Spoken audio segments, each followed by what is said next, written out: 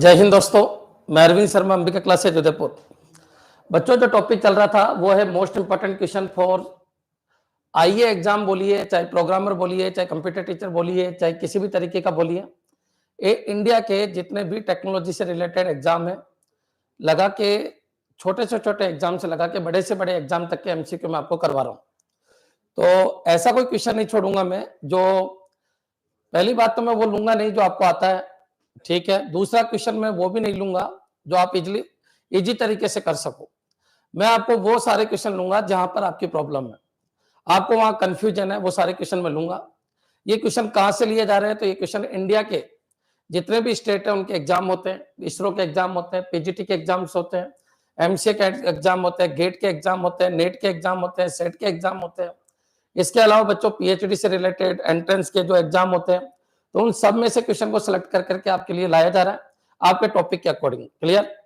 तो जितने भी टॉपिक के अकॉर्डिंग क्वेश्चन है उन सबको मैं कवर करा रहा हूं। चलिए आगे बढ़ते हैं। आज 20 क्वेश्चन मैं आपको करा रहा हूं, लेकिन ये 20 टॉपिक को कवर करेंगे, 20 टॉपिक को कवर करेंगे बच्चों। चलिए स्टार्ट करते हैं। रोज लगभग 20 क्वेश्चन मैं आपको करवा के जा रहा हूं, इनको जरूर देखिएगा। क्लियर है बच्चों? चलिए स्टार्ट करते हैं। ध्यान रखिए, ये क्वेश्चन है what is the correct order. बच्चों, करेक्ट ऑर्डर क्या है? सबसे पहले तो आपके दिमाग में आना चाहिए ये क्वेश्चन उठाया कहां से गया है।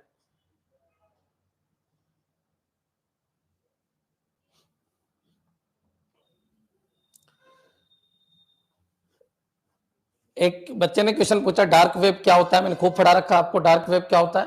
क्लियर है? तो डार्क वेब बच्चों इस तरीके की स्पेसिफिक वेब होती है जो स्पेसिफिक ब्राउजर से ही एक्सेस की जा सकती है। क्लियर? लेकिन इस क्लास को खराब मत कीजिएगा।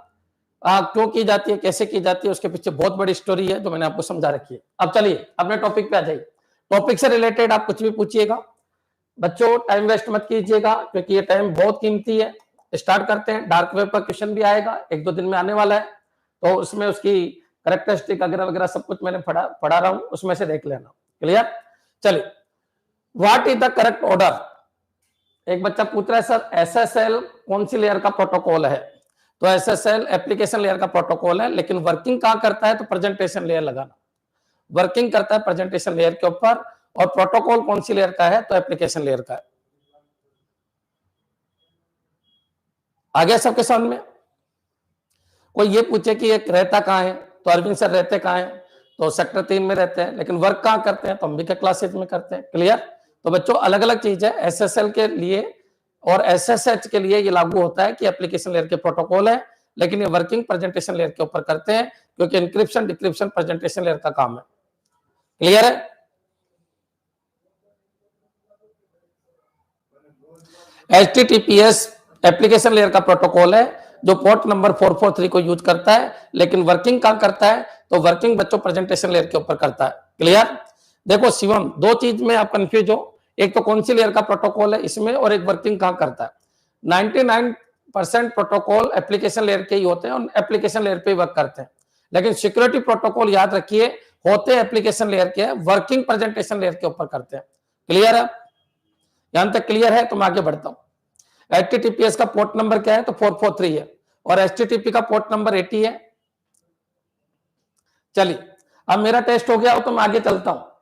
बच्चों मैं 2007 से पढ़ा रहा हूं, आप टेंशन मत लीजिए।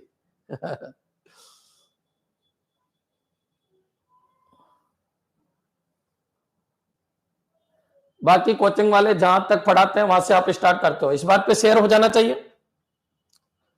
सर GUI 4th जनरेशन का है क्या? देखिए GUI आया 1983 के अंदर और 5th जनरेशन स्टार्ट हुई 1985 के अंदर, इसलिए 4th जनरेशन का नहीं बोलेंगे क्योंकि GUI के ऊपर जितने भी डिवाइसेज बनी है वो सब 5th जनरेशन में बनी है, इसलिए GUI graphical user interface 5th generation का काउंट होता है।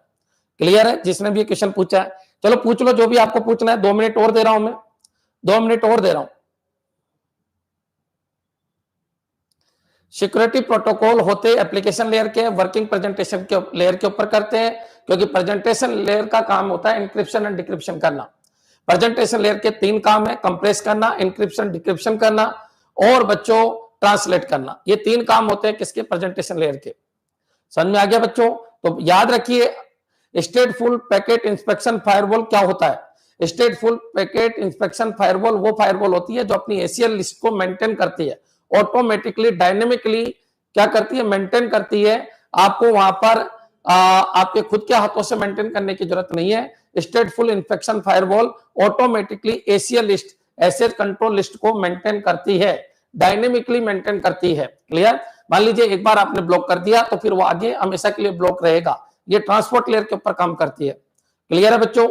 और कोई डाउट हो किसी भी तरीके का तो आप पूछ सकते हो मेरे से। Next generation firewall which layer, किस लेयर पर होती है? Next generation firewall application layer के ऊपर काम करती है, एप्लीकेशन लेयर के ऊपर काम करती है। जितनी भी फायरवॉल इंपॉर्टेंट फायरवॉल है या बहुत ज्यादा, याद रखिए, जो बहुत ज्यादा फिल्टर करती है वो फायरवॉल हमेशा एप्लीकेशन लेयर के ऊपर काम करती है। प्रॉक्सी सर्वर फायरवॉल और एप्लीकेशन लेयर फायरवॉल में अंतर है। प्रॉक्सी सर्वर फायरवॉल भी एप्लीकेशन लेयर के ऊपर काम करती है और एप्लीकेशन लेयर फायरवॉल भी एप्लीकेशन लेयर पे काम करती है। लेकिन प्रॉक्सी सर्वर फायरवॉल जो इंटरमीडिएट सर्वर होता है वहीं पर ब्लॉक कर देती है जहां से आपके कंप्यूटर के अंदर कंटेंट आता है। और एप्लीकेशन लेयर फायरवॉल बच्चों आपके नेटवर्क के एप्लीकेशन लेयर के ऊपर काम करती है और वो प्रॉक्सी सर्वर के नेटवर्क के एप्लीकेशन लेयर पे काम करती है। यहां तक समझ में आ गया होगा? एक बार फायरवॉल और उनके लेयर बता दीजिए। बता देता हूं, network layer firewall, network layer firewall या packet filtering firewall network layer के ऊपर काम करती है। Stateful inspection firewall transport layer के ऊपर काम करती है। Proxy server firewall application layer पे काम करती है और एप्लीकेशन लेयर फायरवॉल भी एप्लीकेशन लेयर पे काम करती है। अब क्वेश्चन ये है कि सर दो एप्लीकेशन लेयर पे काम करती है तो दोनों में अंतर क्या है? तो मैंने प्रॉक्सी सर्वर पढ़ाया था अभी थोड़े दिनों पहले और आपको पूरा कंसेप्ट बताया था कि इंटरमीडिएट सर्वर होते हैं जहां से बच्चों आपके क्लाइंट के पास डेटा आता है, कहां से? ओरिजिनल सर्वर के पास से, लेकिन इंटरमीडिएट होके आते हैं। तो बच्चों जो इंटरमीडिएट सर्वर है उसके एप्लीकेशन लेयर के ऊपर इसको ब्लॉक कर दिया जाता है तो उसको बोलते हैं प्रॉक्सी सर्वर फायरवॉल। मेरे हिसाब से यहां तक क्लियर हो गया होगा आपके। अगर आपको क्लास अच्छी लग रही है तो कमेंट करते रहिएगा, कमेंट किया करो बच्चों, क्योंकि मैं चाहता हूं कि अच्छी क्वालिटी और अच्छा कंटेंट आपको मिले।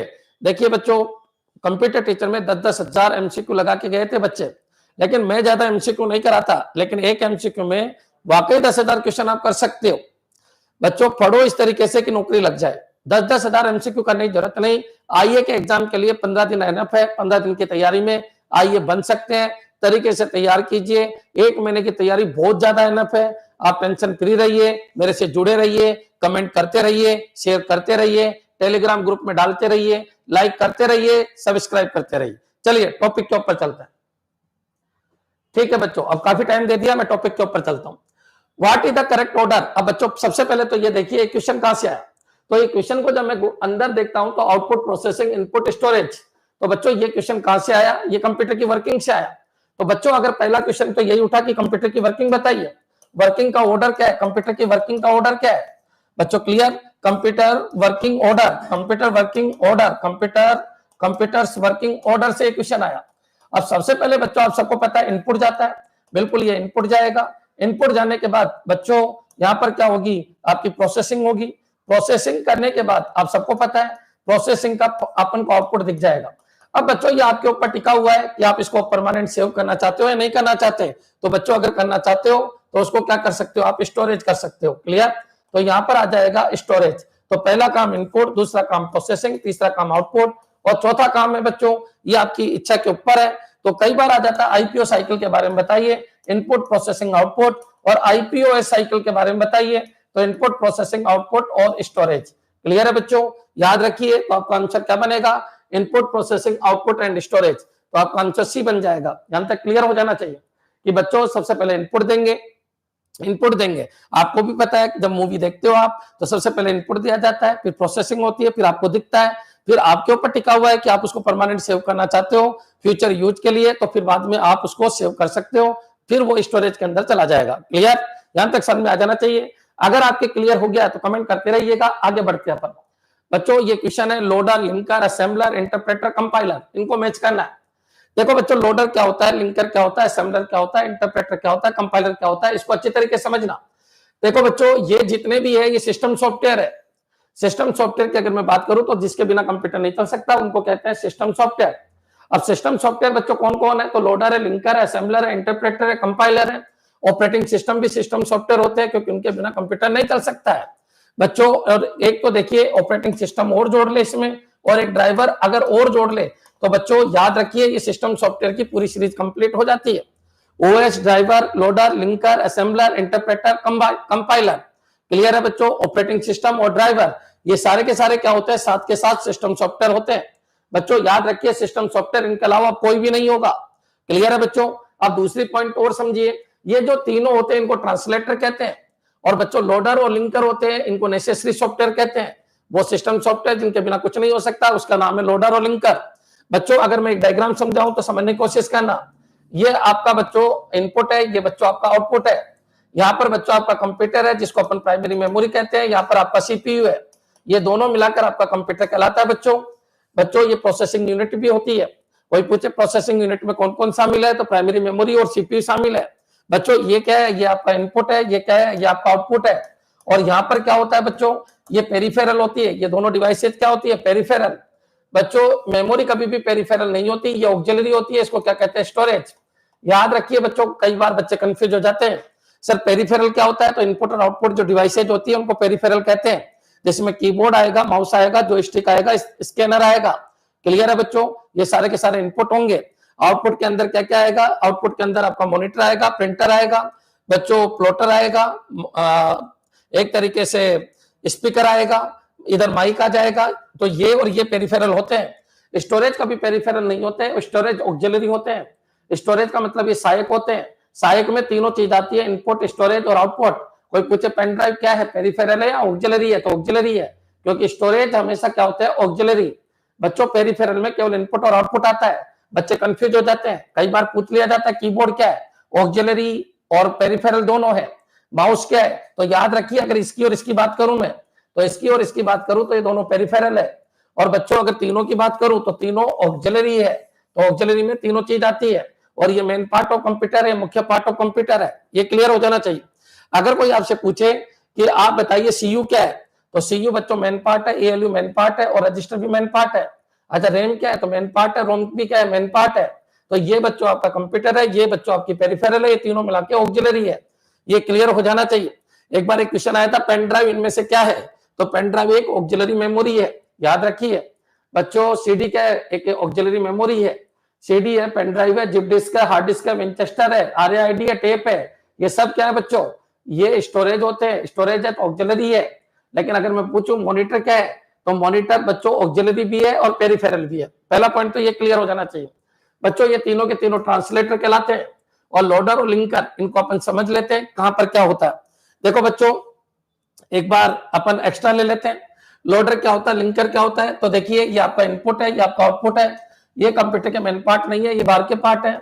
बच्चों यहाँ पर आपका क्या है? प्राइमरी मेमोरी है, यहाँ पर आपका सीपीयू है। दोनों को मिलाकर आपकी प्रोसेसिंग यूनिट कहते हैं। ये आपकी प्रोसेसिंग यूनिट है। और बच्चों यहाँ पर आपका स्टोरेज है, ये आपका कंप्यूटर का मेन ब्लॉक डायग्राम है। तो कंप्यूटर डेटा यहाँ से जाता है, इसको इनपुट कहते हैं, यहाँ प्रोसेसिंग होती है, यहाँ पर आउटपुट आता है। और बच्चों डेटा को परमानेंट स्टोर करना है तो यहाँ पर भेज दीजिए। जब जरूरत हो तो बार बार इनपुट से लेने की जरूरत नहीं है बच्चों, ये ले भी सकता है और दे भी सकता है। मेमोरी बच्चों इनपुट आउटपुट दोनों का काम करती है, याद रखना। मेमोरी दोनों का काम करती है, इनपुट और आउटपुट। बच्चों मेमोरी इनपुट आउटपुट दोनों का काम करती है, ध्यान रखिएगा। इनपुट है वो इनपुट है, आउटपुट है वो आउटपुट डिवाइसेज है। लेकिन मेमोरी जो है वो इनपुट आउटपुट दोनों का काम करती है। या प्राइमरी मेमोरी हो, चाहे रजिस्टर हो, सीपीयू, ये सब इनपुट आउटपुट दोनों का काम करते हैं। इनपुट ऐसे जाएगा, आउटपुट ऐसे जाएगा, बाकी ये देख लीजिए। अब बच्चों होता क्या है, यहाँ पर आपका क्या होता है? ट्रांसलेटर। यहाँ पर जो भी कोड होते हैं, जो भी इंसान के दिमाग में है, वो हाई लेवल लैंग्वेज है। हाई लेवल लैंग्वेज बोलिए, या फिर जो इंसान के दिमाग में होते हैं वो कहलाता है सोर्स कोड। मैं जो बोल रहा हूँ वो एज ए सोर्स कोड है। अब जो सोर्स कोड है वो किसी न किसी हाई लेवल लैंग्वेज में लिखा जाता है। लेकिन बच्चों आपका जो कंप्यूटर है वो समझता है लो लेवल लैंग्वेज। अब लो लेवल लैंग्वेज भी दो तरीके की होती है। अच्छा याद रखिए, लैंग्वेज कितने तरीके की होती है, दिमाग में रखना। लैंग्वेज होती है एक तो हाई लेवल लैंग्वेज और एक है लो लेवल लैंग्वेज। हाई और ये क्या होती है? लो। अब बच्चों याद रखिए, लो भी दो तरीके की होती है। एक तो बच्चों जिसके अंदर कोड होते हैं, जिनको ऑब्जेक्ट कहते हैं, जिसको कहते हैं असेंबली, जिसके अंदर नेमोनिक्स होते हैं। और एक कौन सी होती है बच्चों? मशीन, जो 1010 की लैंग्वेज है। 1010 जो जिसके अंदर प्रोसेसिंग होती है बच्चों, जिसके अंदर डेटा स्टोर होते हैं, वो असेंबली होती है। और बच्चों जो सोर्स कोड जिसमें कन्वर्ट किए जाते हैं उनको हाई लेवल लैंग्वेज कहते हैं। तो बच्चों सोर्स कोड है वो हाई लेवल लैंग्वेज में लिखे गए, मेरे मन के जो विचार है वो सी में लिख दिए गए। अब बच्चों सी में जब लिखा तो यहाँ पर अपन यूज करते हैं क्या, कंपाइलर। तो कंपाइलर का क्या क्या काम है, तो कंपाइलर देखिए, कंपाइलर से रिलेटेड मैं सारे काम यही बता देता हूँ। कंपाइलर हाई लेवल लैंग्वेज को लो लेवल लैंग्वेज में बदलता है, क्योंकि यहाँ की जो लैंग्वेज है वो कौन सी लैंग्वेज है, लो लेवल, तो हाई को लो में बदलता है। अब लो में भी दो पार्ट होते हैं बच्चों, पहले असेंबली में बदलती है, यहाँ पर कौन से कोड होते हैं, असेंबली कोड, और ये असेंबली कोड जब यहाँ पर आते हैं, जैसे आज की बीसीडी आईसी, कैसा भी कोड हो सकता है जिनको अपन एक तरीके से यूनिकोड कह सकते हैं बच्चों। ये यहाँ पर जब आते हैं तो इनको बोला जाता है बाइनरी कोड। बाइनरी कोड में प्रोसेसिंग होती है किसके अंदर, डिजिटल कंप्यूटर के अंदर। तो बच्चों हाई को लो और लो को हाई, तो फिर यहाँ पर फिर कंपाइलर काम करेगा, कौन, कंपाइलर। तो बच्चों कंपाइलर क्या करता है, हाई को लो को हाई में चेंज करता है, ताकि मशीन को समझाया जा सके। मशीन वर्किंग किस में करेगी बच्चों, बाइनरी, स्टोर किस में करेगी बच्चों, असेंबली। तो ये आपके दिमाग में रहने चाहिए। अब बच्चों अगर कंपाइलर की बात करें और इंटरप्रेटर की बात करें तो दोनों में इतना सा अंतर है। इंटरप्रेटर पूरे प्रोग्राम को एक साथ कन्वर्ट कर, कंपाइलर पूरे प्रोग्राम को एक साथ कन्वर्ट करेगा, कैसे, एक साथ कन्वर्ट करेगा। लेकिन इंटरप्रेटर की बात करें तो interpreter line by line run कराता है। लाइन बाय लाइन जब भी वर्ड आए, लाइन बाय लाइन रन कौन कराता है, तो interpreter line by line run कराता है।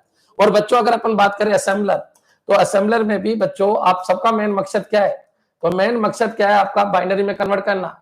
तो असेंबलर डायरेक्टली यहाँ पुट करता है, और यहाँ पर पुट करके बच्चों उसको बाइनरी में चेंज करेगा और बाइनरी को असेंबली में। तो असेंबलर क्या करता है बच्चों, ये करते हैं हाई को लो में।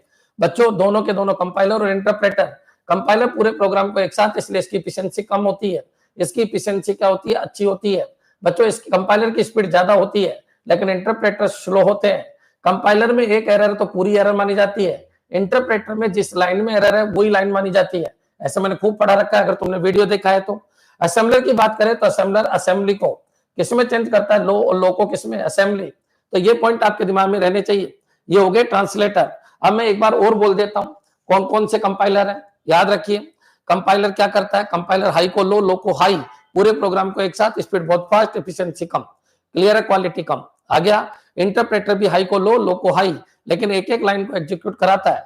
तो एक एक लाइन को जब एग्जीक्यूट कराता है तो याद रखिए पूरे प्रोग्राम में जब एरर आएगी, देखिए कंपाइलर में एक भी एरर है तो पूरी की पूरी एरर हो जाएगी, लेकिन इंटरप्रेटर में ऐसा नहीं है, प्रत्येक लाइन की एरर अलग अलग काउंट होगी बच्चों। अब आ जाइए किसकी बात कर लेते हैं अपन, असेंबलर। असेंबलर असेंबली को लो को असेंबली में कन्वर्ट करेगा।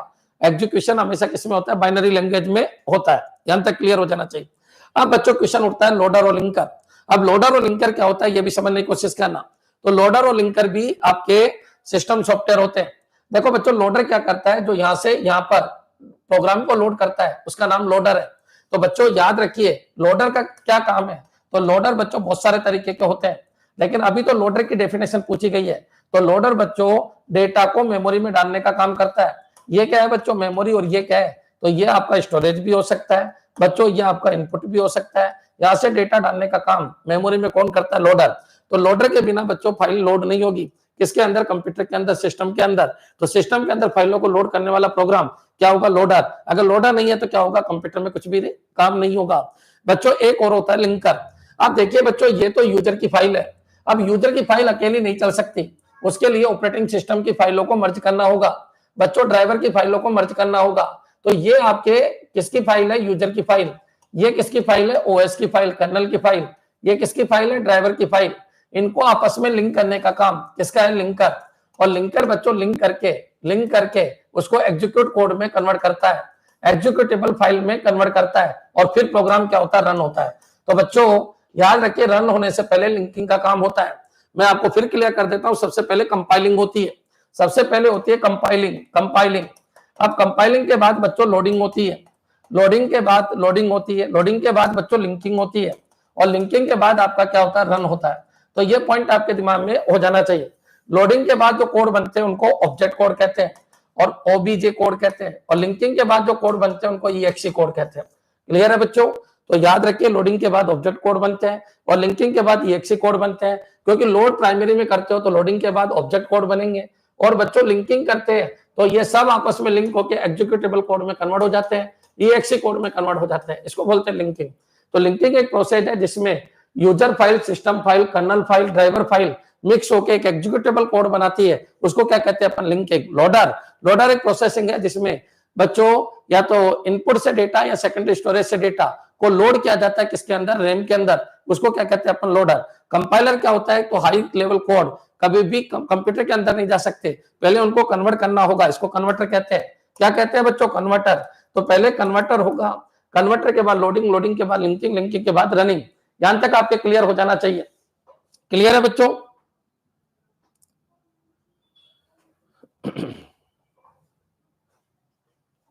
हाँ जी, यहां तक क्लियर हो गया है तो एक बार कमेंट कर दीजिए। प्री प्रोसेसर डेफिनेशन लिंकर, बिल्कुल सही है। क्लियर है बच्चों? लिंकर के समय सर सिग्नल लॉस्ट, हाँ थोड़ी दिक्कत चल रही है। यहां तक आपके क्लियर आ जाना चाहिए, समझ में आ जाना चाहिए। ठीक है, हाँ जी क्लियर है सबके। अब क्वेश्चन के ऊपर आ जाइए। क्वेश्चन क्या कह रहा है बच्चों, तो लोडर क्या है, तो combine multiple object file into an executable file. तो बच्चों ये क्या है, लिंकर है। क्लियर? इसका काम किसका काम है, ये लिंकर का। बच्चों मैं 20 क्वेश्चन करा रहा हूं, लेकिन वो 20 नहीं होंगे, वो लगभग 20,000 क्वेश्चन होंगे, ध्यान रखिए। आप एक तरीके से पढ़िएगा बच्चों। दूसरा आइए, execute code line by line during run time, उसका नाम है assembler, sorry interpreter. Line by line आते क्या आ जाएगा, इंटरप्रेटर। मैं इनको हटा देता हूं ताकि आप कंफ्यूज नहीं हो। लाइन बाय लाइन क्या आ जाएगा, इंटरप्रेटर। बच्चों combine multiple object file into an executable file, उसको क्या कहते हैं, लिंकर कहते हैं। यहां पर क्या आ जाएगा, लिंकर। बच्चों translate high level code into machine code, ये होता है बच्चों कंपाइलर, ये होता है बच्चों कंपाइलर। बच्चों loads the executable into memory for execution, load करना क्या कहलाता है, लोडर। और बच्चों translate assembly code into machine code, और ये होता है बच्चों असेंबलर। यहां तक क्लियर हो जाना चाहिए। किस तरीके से आपको मैच करना है, मेरे हिसाब से क्लियर हो गया होगा। सर हाई कोर्ट की क्लास कब से स्टार्ट होगी? बच्चों हाई कोर्ट की क्लास स्टार्ट होने वाली है, लगभग 150-200 बच्चे कोर्स खरीदते ही आपकी लाइव क्लास स्टार्ट हो जाएगी। कंटेंट पूरा बना के मैंने डाल दिया है, पूरा कंटेंट और रिवीजन कंटेंट दोनों डाल दिया है। थोड़े दिनों में लाइव क्लास भी स्टार्ट हो जाएगी। वर्क स्टेशन जो कंप्यूटर होते हैं वो सिंगल यूजर होते हैं बच्चों। सर्वर जो होते हैं वो जस्ट अपोजिट होते हैं वर्क स्टेशन के, वो मैं आपको बताऊंगा, थोड़ी देर रुक जाइए। लास्ट में पूछ लेना बच्चों, पूरा खत्म हो जाएगा मामला। करंट की क्लास कल से एप्लीकेशन पे 4 बजे स्टार्ट होगी। क्लियर? आपके जो भी डाउट है वो लास्ट में क्लास के बाद पूछ लेना, ये सारा कंसेप्ट खत्म हो जाएगा नहीं तो। क्लियर? आगे बढ़िए, नेक्स्ट क्वेश्चन। हाँ जी, आज का नेक्स्ट क्वेश्चन देखिए, long term scheduler, medium term scheduler, short term scheduler. बच्चों आप सबको पता है शेड्यूलर का एग्जाम क्वेश्चन हर एग्जाम में आता है, तो एक बार इनको मैच कर देते हैं बच्चों। लॉन्ग टर्म शेड्यूलर क्या है, तो बच्चों यहां पर आइए, ये क्या है बच्चों आपका सेकेंडरी स्टोरेज, और ये क्या है बच्चों आपकी प्राइमरी मेमोरी, प्राइमरी मेमोरी, और ये क्या है बच्चों आपका सीपीयू। और देखा जाए तो मोटा मोटा इसी तरीके से डेटा का एग्जीक्यूशन होगा। आज केस मेमोरी आ गई, बहुत सारी चीजें आ गई बच्चों। क्लियर? लेकिन डेटा का एग्जीक्यूशन को इसी तरीके से समझना। क्लियर है बच्चों? चलिए आगे बढ़ते हैं बच्चों। अब यहां पर आइए, लॉन्ग टर्म शेड्यूलर क्या होता है बच्चों। यहां पर बहुत सारी जॉब है, 1 job, 2 job, 3 job, 4 job, 5 job, 1 2 3 4 5 बच्चों। क्लियर? तो लॉन्ग टर्म शेड्यूलर क्या होता है, तो लॉन्ग टर्म शेड्यूलर वो शेड्यूलर होते हैं, शेड्यूलर क्या होते हैं, तो शेड्यूलर वो होते हैं जो जॉब को लाने ले जाने का काम करते हैं, उनको क्या करते हैं, शेड्यूलर। तो लॉन्ग टर्म शेड्यूलर क्या करेगा बच्चों, यहां से मान लीजिए 1 3 5 को लाना है, तो 1 3 और 5 को यहां पर ले आएगा बच्चों। क्लियर? तो लॉन्ग टर्म शेड्यूलर की डेफिनेशन है जो सेकेंडरी स्टोरेज से प्राइमरी स्टोरेज के अंदर डेटा लेके आते हैं, या फिर जो टास्क को रेडी क्यू, इसको रेडी क्यू कहते हैं, इसको क्या कहते हैं, ready queue, ready queue, ready Q. बच्चों जो टास्क को रेडी क्यू में लेके आते हैं उसको क्या कहते हैं, उसको कहते हैं लॉन्ग टर्म शेड्यूलर, उसको लॉन्ग टर्म शेड्यूलर कहते हैं। टास्क को कहते हैं है तो जॉब, लेकिन active task is called, active job is called task, ये मैंने पढ़ा दिया। अभी ये यहाँ पर पढ़े हुए हैं, ये सब जॉब है। अच्छा 2 नंबर क्या है, जॉब है, 4 नंबर क्या है, जॉब है, लेकिन जो आ रहे हैं एक्टिव हो चुके हैं उनको क्या कहते हैं, टास्क। तो बच्चों जो टास्क को सेकेंडरी स्टोरेज से प्राइमरी में डालते हैं उनको लॉन्ग टर्म शेड्यूलर कहते हैं। अब बच्चों याद रखिए, मान लीजिए ये आगे कौन कौन आ गया, 1 बच्चों, कौन आ गया 3, और कौन आ गया बच्चों 5। अब बच्चों सुनो, यहां पर तो स्पेस हो गया। अब बच्चों जो यहां से यहां लेके जाता है एग्जीक्यूट कराने के लिए, अपने अपने रेडी क्यू में 3 है, लेकिन एट ए टाइम रन कोई एक होगा।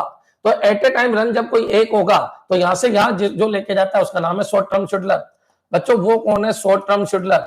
शॉर्ट टर्म शेड्यूलर क्या करता है, तो प्राइमरी मेमोरी से सीपीयू के बीच में किसको लेके जाता है, प्रोसेस को, और बच्चों सेकेंडरी से प्राइमरी के बीच में जो लेके आता है वो लॉन्ग टर्म शेड्यूलर को।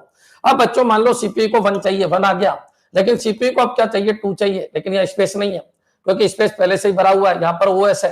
तो बच्चों क्या करेंगे, जो यूज नहीं आ रहा उसको यहां से हटाते हैं, और बच्चों उसको वापस यहाँ पर पुट कर देते हैं। ये लीजिए यहाँ पर पुट कर देते हैं बच्चों, क्लियर। एक अलग मेमोरी में, वहां तो नहीं पुट करेंगे जहां से लाए हैं बच्चों, एक शेपिंग मेमोरी होती है उसके अंदर पुट कर देते हैं। शेपिंग मेमोरी किसका पार्ट है? तो सेकेंडरी स्टोरेज का पार्ट है। शेप मेमोरी सेकेंडरी स्टोरेज का पार्ट है बच्चों। जैसे रिसाइकल बिन होता है, शेप मेमोरी होता है, वैसे ही वर्चुअल मेमोरी होता है। ऐसे बहुत सारे पार्ट होते हैं किसके? सेकेंडरी स्टोरेज के। इसको रिक्वायरमेंट है 2 की, लेकिन 2 नहीं है। तो 2 नहीं है तो बच्चों क्या करें, 5 को यहाँ पर शेप कर दिया और 5 को शेप करने के बाद 2 को यहाँ पर लेके आएगा। तो जो बच्चों इसको शेप करके दूसरे को लेके आता है बच्चों, इनके बीच में शेप इन और शेप आउट का जो काम करता है उसका नाम है मीडियम टर्म शेड्यूलर। जो फेस को लेके आता है वो लॉन्ग टर्म शेड्यूलर है, और बच्चों जो फेस नहीं है शेपिंग करके लेके आता है उसको मीडियम टर्म शेड्यूलर कहते हैं। यहां तक आपके क्लियर हो जाना चाहिए। तो long term scheduler hard disk और प्राइमरी का काम है, और short term scheduler shaping area और रैम का काम है, और शॉर्ट टर्म शेड्यूलर बच्चों किसका? प्राइमरी मेमोरी और सीपीयू का काम है। क्या ये क्लियर है आप लोगों के? यहां तक आपके समझ में आ जाना चाहिए। याद रखना बच्चों, बहुत इंपॉर्टेंट क्वेश्चन है और आएगा, कोई नहीं टाल सकता। कंप्यूटर फंडामेंटल का जबरदस्त क्वेश्चन है कि शेड्यूलर क्या होता है? जो शेड्यूल करते हैं। शेड्यूल मतलब जो नंबर लगाते हैं। तो जो नंबर लगाते हैं इनके बीच में नंबर लगाने वाला लॉन्ग टर्म शेड्यूलर है। जो सेकेंडरी स्टोरेज और प्राइमरी के बीच में लगाएगा वो लॉन्ग टर्म शेड्यूलर है। जो प्राइमरी और इसके बीच में लगाएगा वो शॉर्ट टर्म शेड्यूलर है। और बच्चों जो प्राइमरी और शेपिंग एरिया के बीच में शेड्यूलिंग करेगा, यानी वेटिंग करवाना, इनपुट आउटपुट ऑपरेशन परफॉर्म कराना, वो मीडियम टर्म शेड्यूलर है। क्या ये क्लियर है? एक बार कमेंट कर दीजिए हाँ सर बिल्कुल क्लियर है, हमको कोई दिक्कत नहीं है, पूरी लैंग्वेज हमारे समझ में आ गई। बच्चों इंटेलिजेंट बनना होगा, इंटेलिजेंट बनना होगा, और मैं 1 मिनट का टाइम दे रहा हूं, शेयर करना होगा। सबको शेयर कर दीजिए। Medium term scheduler for sharing, clear. आपके कोई टेलीग्राम ग्रुप है तो उनमें शेयर कर सकते हो आप। अगर आपके कोई फेसबुक ग्रुप है, फेसबुक पे बहुत सारे लोगों से आप जुड़े रहते हो तो शेयर कर सकते हो बच्चों। टेलीग्राम पे शेयर कर सकते हो आपके। चलिए आगे बढ़ते हैं। अब बच्चों इनको देखिए, शेप प्रोसेस समझ में आ गया होगा। In and out of the secondary memory, secondary memory में लाने और ले जाना शेपिंग एरिया में, उसको बोलते हैं बच्चों medium term scheduler, clear. Next चलिए, select process from the ready queue for execution. Ready queue से एग्जीक्यूशन, एग्जीक्यूशन कौन कराता है? सीपीयू। तो बच्चों उसको बोलते हैं शॉर्ट टर्म शेड्यूलर। अब चलिए आगे, determine which process are admitted to the ready queue. Ready queue मतलब प्राइमरी मेमोरी में किसको लाना है, फ्रेश प्रोसेस कौन कौन से लेके आना है, उसको डिटरमाइन करता है लॉन्ग टर्म शेड्यूलर। क्लियर बच्चों, ये पॉइंट आपके दिमाग में आ जाना चाहिए। क्लियर है बच्चों, यहां तक समझ में आ जाना चाहिए। तो याद रखिए, long term scheduler, medium scheduler और शॉर्ट टर्म शेड्यूलर, तीनों तरीके के शेड्यूलर होते हैं। इनके ऊपर से आपका क्वेश्चन आएगा। सर नमस्ते सर, प्लीज कोई एग्जांपल दीजिए associative memory please. Associative memory, associative memory बच्चों ये बोल सकते हो आप, जैसे जो जुड़ी हुई रहती है, एक्स्ट्रा जुड़ी हुई होती है, वो एसोसिएटिव मेमोरी है। क्लियर। जैसे मान लीजिए अपन ने कुछ डेटा यूज किया और उसके बाद अगर आपकी मेमोरी भर गई तो उसके बैक में कोई दूसरी मेमोरी यूज की जाती है, वो एसोसिएटिव मेमोरी। क्लियर। अभी आ जाएगा क्वेश्चन, आप लेकिन बीच बीच में मेरे को दूसरी जगह लेके जा रहे हो तो बच्चों आपका फ्लो भी बिगड़ रहा है, आपका टाइम भी बिगड़ रहा है, सब कुछ खत्म हो रहा है आपका। तो बच्चों मेरे हिसाब से क्लियर हो गया होगा। नेक्स्ट चलिए, आज का नेक्स्ट क्वेश्चन है अरेंज द प्रोसेस। ये कंप्यूटर टीचर में आया था बच्चों, कंप्यूटर टीचर के अंदर आया था। Arrange the process state in the correct order of progression during its life cycle. Process life cycle 5 stage होती है। क्लियर है बच्चों, 5 स्टेज होती है। तो बच्चों arrange the process state in the correct order, ये सब क्या है? Computer fundamental. सुनिए ये क्या है? Computer fundamental. शेड्यूलर क्या होते हैं? जो शेड्यूल करते हैं। शेड्यूल मतलब जो जॉब का नंबर लगाते हैं, मतलब कहां पर नंबर लगाते हैं? सेकेंडरी से प्राइमरी, वो लॉन्ग टर्म शेड्यूलर है। जो बच्चों प्राइमरी से शेपिंग एरिया के बीच में, वो मीडियम टर्म शेड्यूलर है। बच्चों वेटिंग करवाना है, वेटिंग के लिए जाओ वापस नंबर आएगा, वेटिंग के लिए जाओ वापस नंबर आएगा। बच्चों fresh entry long term, waiting के लिए जाओ वापस नंबर आएगा, medium term. Ready to execution short term. समझ आ जाना चाहिए बच्चों। क्लियर। आगे बढ़िए, ये कंप्यूटर फंडामेंटल का क्वेश्चन है, ये भी कंप्यूटर फंडामेंटल का क्वेश्चन है। ये सब क्या है? System software. बच्चों आपके कंप्यूटर टीचर में आया था, सिस्टम सॉफ्टवेयर कौन सा होता है? तो बच्चों 7 होते हैं, loader, linker, assembler, interpreter, compiler, operating system और ड्राइवर, जिनके बिना कंप्यूटर नहीं चल सकता, वो सब सिस्टम सॉफ्टवेयर है बच्चों। क्लियर है। और इन सब में अगर एक ही आंसर देना है तो ऑपरेटिंग सिस्टम लगा देना।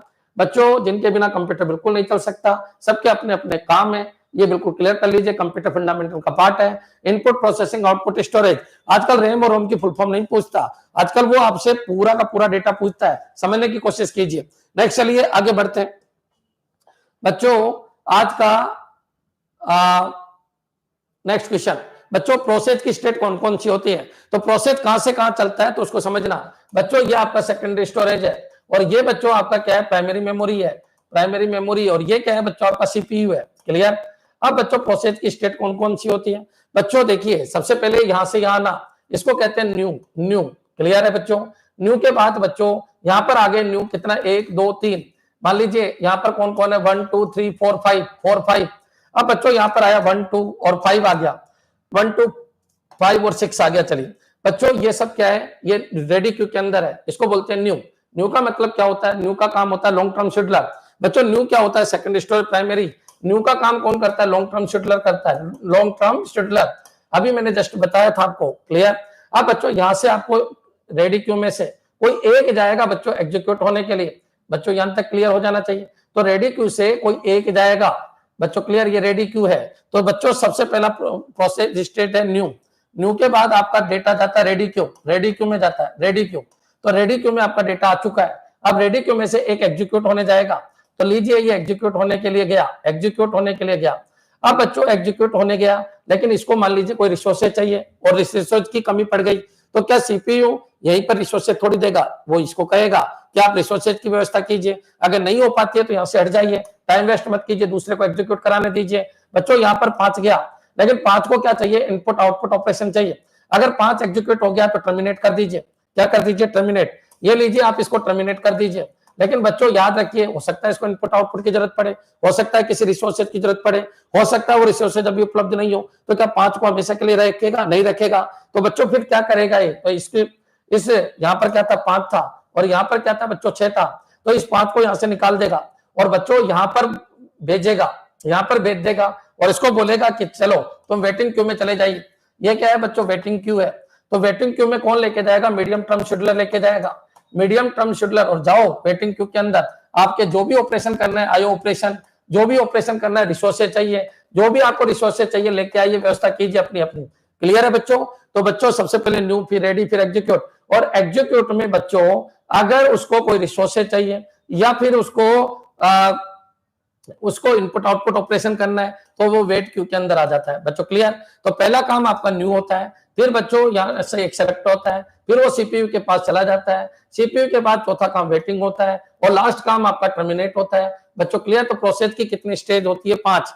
लेकिन अगर वो पूछे मिनिमम स्टेज कितनी होती है तो 4 हो सकती है। हो सकता है इसको कोई इनपुट आउटपुट की जरूरत नहीं हो, किसी वेटिंग की जरूरत नहीं हो। ये कंप्यूटर टीचर के अंदर क्वेश्चन आया था, मेरे हिसाब से यहां तक क्लियर हो गया होगा। बच्चों खुद भी सोचो विचार करो, बच्चों खुद भी सोचो विचार करो। जैसे इंसान की जीवन साइकिल है वैसे ही प्रोसेस की जीवन साइकिल है। ये बच्चों यहाँ से यहाँ आया, न्यू हो गया। न्यू से बच्चों न्यू का मतलब हो गया सेकेंडरी से यहाँ आना, लॉन्ग टर्म शेड्यूलर का काम हो गया।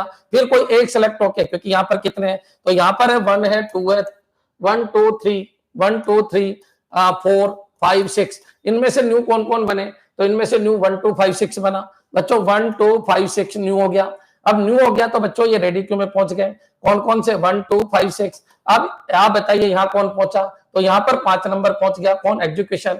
अब इसको इनपुट आउटपुट ऑपरेशन चाहिए या रिसोर्सेज चाहिए बच्चों, तो सीपीयू रखेगा ही नहीं, सीपीयू कहेगा रवाना हो जा भाई, अपने रिसोर्सेज लेके आओ, जाओ यहाँ से, तब तक मैं दूसरे का नंबर लगा देता हूँ। तो बच्चों ये वेटिंग क्यू में लेके जाएगा, ये लॉन्ग टर्म शेड्यूलर है। ये कौन है, लॉन्ग टर्म शेड्यूलर। और रेडी से एग्जीक्यूशन में या शॉर्ट टर्म शेड्यूलर है। तो ये डायग्राम देख लीजिए, लॉन्ग टर्म शेड्यूलर है तो ये लॉन्ग टर्म शेड्यूलर, ये शॉर्ट टर्म शेड्यूलर, ये बच्चों मीडियम टर्म शेड्यूलर, वेटिंग में ले जाने का काम। ये कौन है, मीडियम टर्म शेड्यूलर। अब मान लो उसका प्रिंटर मिल गया, उसको इनपुट आउटपुट मिल गया, तो बच्चों वो इसका वेट करेगा। जैसे 6 नंबर गया था तो 6 नंबर का वेट करेगा, जैसे ही खत्म होगा बच्चों ये 5 नंबर वापस यहाँ आ जाएगा।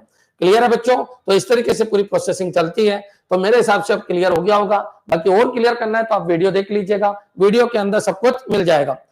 फी हाई कोर्ट की क्या है, वही है जो आईए की है, जो कंटेंट सेम ही है। क्लियर। चलिए आगे बढ़ते हैं बच्चों।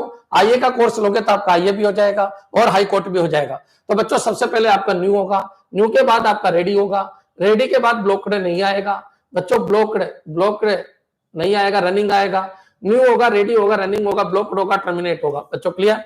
याद रखिए, इस तरीके से देख लेना, लॉन्ग टर्म पे शॉर्ट टर्म फिर मीडियम टर्म, इनका ऑर्डर भी याद रखना, पहले लॉन्ग टर्म पे शॉर्ट टर्म फिर लास्ट में मीडियम टर्म काम करता है। क्लियर है बच्चों। तो इस तरीके से आपको पढ़ना है, मेरे हिसाब से क्लियर हो गया होगा। एक बार कमेंट चाहिए सबके, एक बार सबके कमेंट चाहिए, हाँ गुरुजी। और अगर आपको सेशन अच्छा लग रहा है तो लाइक कर दीजिए, सब्सक्राइब कर दीजिए चैनल को। देखिए एक बार मेरे वीडियो को देखना है, उसके बाद दुनिया का कोई भी क्वेश्चन आप कर सकते हो, आपके जस्ट सामने आएगा। 2 बार वीडियो किसी को भी नहीं देखना, टाइम वेस्ट होता है। केवल एक बार वीडियो देखना है, फिर दुनिया का कोई भी क्वेश्चन आपके सामने आ जाएगा। डेली पीडीएफ निकाल लेना, सारी की सारी डेली पीडीएफ एप्लीकेशन पे है और करते जाइएगा। क्लियर? 15 दिन में आपकी तैयारी हो जाएगी, जबरदस्त वाली तैयारी हो जाएगी ताकि आपकी नौकरी लग जाए। क्लियर? चलिए आगे बढ़ते हैं बच्चों। अगर आप सबके समझ में आ गया तो मैं आगे बढ़ रहा हूं। और हाँ, शेयर करना, देखिए बच्चों लाइक करना। 55 लोग लाइव है, 56 लोग लाइव है, लेकिन लाइक आए 43। क्या आप लाइक भी नहीं कर सकते? क्या आप आपके टेलीग्राम ग्रुपों में शेयर नहीं कर सकते? कर सकते हो, लेकिन करना नहीं चाहते हो, किसी का सपोर्ट नहीं करना चाहते हो। क्लियर है? चलिए, ready to run and run to ready में शॉर्ट टर्म काम करता है। रेडी टू रन, अब देख लीजिए, यहीं से पता चल जाएगा। रेडी टू रन और run to ready, clear, short term काम करता है। अच्छा, एक बच्चा ये कह रहा है सर यहाँ डायरेक्ट भी आ सकता है क्या वेट में जाने की बजाय? आ सकता है। कैसे आ सकता है तो सुनो। मान लो किसी को अपने मल्टीटास्क देखा होगा, मल्टीटास्क में क्या होता है 5-5 सेकंड सबको देते हैं, तो सीपीयू 5 सेकंड ही देगा। अब बच्चों उसको कहीं वहां नहीं जाना, शॉपिंग एरिया में नहीं जाना, केवल उसको यही जाना है, यही जाना है, वापस आना है। तो बच्चों ऐसे यहाँ पर भी शॉर्ट टर्म शेड्यूलर काम में आता है। बच्चों अगर टाइम स्लाइस खत्म हो गया तो वेटिंग में नहीं जाता है, वो यही जाता है। वेटिंग का मतलब यहाँ जाना होता है। बच्चों टाइम स्लाइस मल्टीटास्क में क्या होता है, सीपीयू सभी रेडी क्यू वालों को 5-5 सेकंड देता है। अब 5-5 मिली सेकंड अगर दिया तो बच्चों 5 का खत्म हो गया, ये 8 सेकंड का था, तो बच्चों ये यही जाएगा, वापस आ जाएगा, फिर यही जाएगा, वापस आ जाएगा। क्लियर है बच्चों? समझ में आ जाना चाहिए। एक बच्चे ने पूछा कि सर क्या एग्जीक्यूट से रेडी पे डायरेक्ट जा सकता है? बिल्कुल जा सकता है, लेकिन एक ही शर्त है, टाइम स्लाइस खत्म होगा तब। टाइम स्लाइस खत्म होगा तब। क्लियर है बच्चों? या फिर कोई इंटरप्ट आ जाए, जबरदस्त इंटरप्ट आ जाए, बहुत जबरदस्त इंटरप्ट आ गया, तो बच्चों ये अपनी प्रोसेसिंग को वहीं पर ब्रेक कर देता है और इधर आ जाता है। क्लियर? समझ में आ गया होगा बच्चों? चलिए आगे बढ़ते हैं। बाकी इसको खूब डीप में मैंने पढ़ा रखा है, एक बार वहां देखिए, ये ऑर्डर ध्यान रखना। कंप्यूटर टीचर के अंदर एक क्वेश्चन आया था, अभी नेट के अंदर भी एक क्वेश्चन आया था, नेट जून के अंदर भी। क्लियर? चलिए आगे बढ़ते हैं बच्चों। इस क्वेश्चन को देखिए, विच of the following is not A multitasking operating system. अब बच्चों ये मल्टीटास्क क्या होता है? देखो इनमें आपको बहुत कंफ्यूजन होता है। एक तो सिंगल यूजर क्या होता है, सिंगल यूजर और मल्टी यूजर, ये दोनों एक दूसरे के अपोजिट है बच्चों। एक होता है, एक 3 चीज और सुनो, एक होता है यूनिप्रोसेसिंग, एक होता है यूनिटास्क और एक होता है मल्टीटास्क। क्लियर? मल्टीटास्क, इन दोनों में भी बहुत दिक्कत है। मल्टीटास्क, एक बच्चों यूनिप्रोग्रामिंग, एक होता है यूनिप्रोग्रामिंग और एक क्या होता है मल्टी प्रोग्रामिंग। क्लियर? इन दोनों में भी बहुत प्रॉब्लम है। Multi programming, clear? एक होता है बच्चों यूनिप्रोसेसिंग और एक होता है बच्चों मल्टी प्रोसेसिंग। इनमें भी बहुत दिक्कत है। बच्चे क्या है, सब कुछ होने के बाद भी कंफ्यूजन रहते हैं। और बच्चों ये कंप्यूटर फंडामेंटल चल रहा है पूरा का पूरा, मेरे हिसाब से क्लियर हो जाना चाहिए। एक होता है बच्चों मल्टी थ्रेडिंग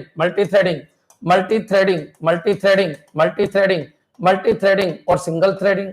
बच्चों क्लियर? सिंगल थ्रेडिंग, तो इनको अपन एक बार देख लेते हैं कि ये होते क्या। चलिए बच्चों मेरे हिसाब से अंत क्लियर। अब मैं आपको थोड़ा सा समझा देता हूं, समझने की कोशिश करना। हाँ जी, करें start. Linux open source software, very good, बहुत अच्छी बात है, बहुत अच्छी बात है। सपोर्ट करते रहिएगा, मेरे को भी सपोर्ट करते रहिएगा। मैंने कहा था 16 जिस दिन लाइव चले जाएंगे बच्चों मैं आपको एग्जाम तक फ्री पढ़ा दूंगा, लेकिन फिर मैं कह रहा हूं ये उन्हीं के साथ में आएंगे जिन्होंने एक बार मेरे वीडियो देख रखे हैं। मैं ये नहीं कह रहा, कोर्स के लिए नहीं कह रहा, वो कोर्स तो आपकी वैलिडिटी 1 साल की है, लेकिन बच्चों आपकी नौकरी लगा देगा, इतना तगड़ा मटेरियल है। क्लियर? चलिए आगे बढ़ते हैं, करते हैं स्टार्ट। अब सबसे पहले देखिए, ये वही सेकेंडरी स्टोरेज है बच्चों, ये सेकेंडरी स्टोरेज है। ये क्या है बच्चों, आपका प्राइमरी मेमोरी है, ये आपकी प्राइमरी मेमोरी है, और ये क्या है बच्चों, आपका सीपीयू है। ठीक है? अब बच्चों देखिए, सबसे पहले अपन बात कर लेते हैं एमए डोस की, बात कर लेते हैं एमए डोस। अब एमए डोस क्या होता है तो सुनो, एमए डोस बच्चों माइक्रोसॉफ्ट डिस्क ऑपरेटिंग सिस्टम है, 1981 के अंदर आया था। और बच्चों याद रखना, ये किसने 1981 के अंदर ये आया था, और बच्चों किसका प्रोडक्ट है तो ये माइक्रोसॉफ्ट का प्रोडक्ट है। यहां से भी क्वेश्चन आ सकता है अगर पेपर इजी बने, 1981 के अंदर आया था। अब एमए डोस अगर मैंने ऑपरेटिंग सिस्टम डाला तो बूट होने पर ये एमए डोस ऑपरेटिंग सिस्टम यहाँ आ जाएगा। ये लीजिए आपका एमए डोस है, ठीक है, कोई दिक्कत नहीं। कौन सा है? एमए डोस है, एमएस डोस है, एमएस डोस है बच्चों। क्लियर? अब एमए डोस डाला मैंने, और यहाँ पर मेरी जॉब है बहुत सारी, मैंने यहाँ पर जॉब लगा दी, एक गाना लगा दिया, एक वीडियो गेम लगा दिया बच्चों, एक वीडियो गेम लगा दिया, एक गाना लगा दिया, और एक मान लीजिए एक्सेल स्टार्ट कर दिया। अब बच्चों आप बताइए, मैं इस गाने को यहाँ पर लेके आ रहा हूँ, आ गया, कोई दिक्कत नहीं, यहाँ पर क्या आ गया, गाना आ गया। लेकिन बच्चों जब मैं इसके ऊपर क्लिक करता हूं तो ये मना कर देगा ऑपरेटिंग सिस्टम। ये कहेगा एमए डोस कि भाई मैं एमए डोस ये कहेगा एमए डोस ये कहेगा मैं यूनि प्रोग्रामिंग हूं, मैं यूनि प्रोग्रामिंग हूं, यूनि प्रोग्रामिंग हूं, मैं यूनि प्रोग्रामिंग हूं, मैं यहां डबल प्रोग्राम नहीं ला सकता। बच्चों क्लियर? याद रखिए, मैं आपको क्लियर कर देता हूं, मैं यूनि प्रोग्रामिंग हूं, मैं मल्टी प्रोग्रामिंग नहीं हूं। ठीक है, क्योंकि एक ही काम यहां पर आएगा, एक साथ एक ही काम आएगा, इसका मतलब ये यूनि प्रोग्रामिंग है। कौन? एमए डोस। बच्चों एमए डोस क्या करता है? केवल गाना है तो गाना ही चलाएगा। बच्चों गाना कंप्लीट होगा, इससे एग्जिट होंगे तब दूसरा लेके आएगा। तो एमए डोस क्या है? यूनि प्रोग्रामिंग है। अब बच्चों इसका सॉल्यूशन क्या हो गया? तो ओएस की जगह यहां पर एमएस विंडो, विंडो डाल देते हैं बच्चों, माइक्रोसॉफ्ट विंडो, विंडो डाल देते हैं। अच्छा, इसकी फुल फॉर्म कई बार आ जाती है, disk operating system. Clear? Microsoft का है। माइक्रोसॉफ्ट कब आई थी बच्चों? आप सबको मैंने खूब पढ़ा रखा है। माइक्रोसॉफ्ट पहले आई थी 1975 के अंदर आई थी बच्चों। वाशिंगटन डीसी में इसका कार्यालय है, वाशिंगटन डीसी के अंदर इसका कार्यालय है। क्लियर? और बच्चों याद रखिए, माइक्रोसॉफ्ट के संस्थापक कौन है? तो पॉल एलन है और बिल गेट्स है। बिल गेट्स और पॉल एलन, बिल गेट्स और पॉल एलन। तो यहां से भी आपके क्वेश्चन बन जाते हैं जब पेपर बिल्कुल ही इजी आए, सिलेक्शन ही करना हो तुम्हारा। लेकिन बच्चों 2020 के बाद ऐसा कुछ भी नहीं है कि ऐसे क्वेश्चन पूछे गए, मैंने तो नहीं देखा। मैं तो बच्चों इतने कंपटीशन की तैयारी कराता हूं, मैंने ऐसे क्वेश्चन कहीं देखे ही नहीं आजकल।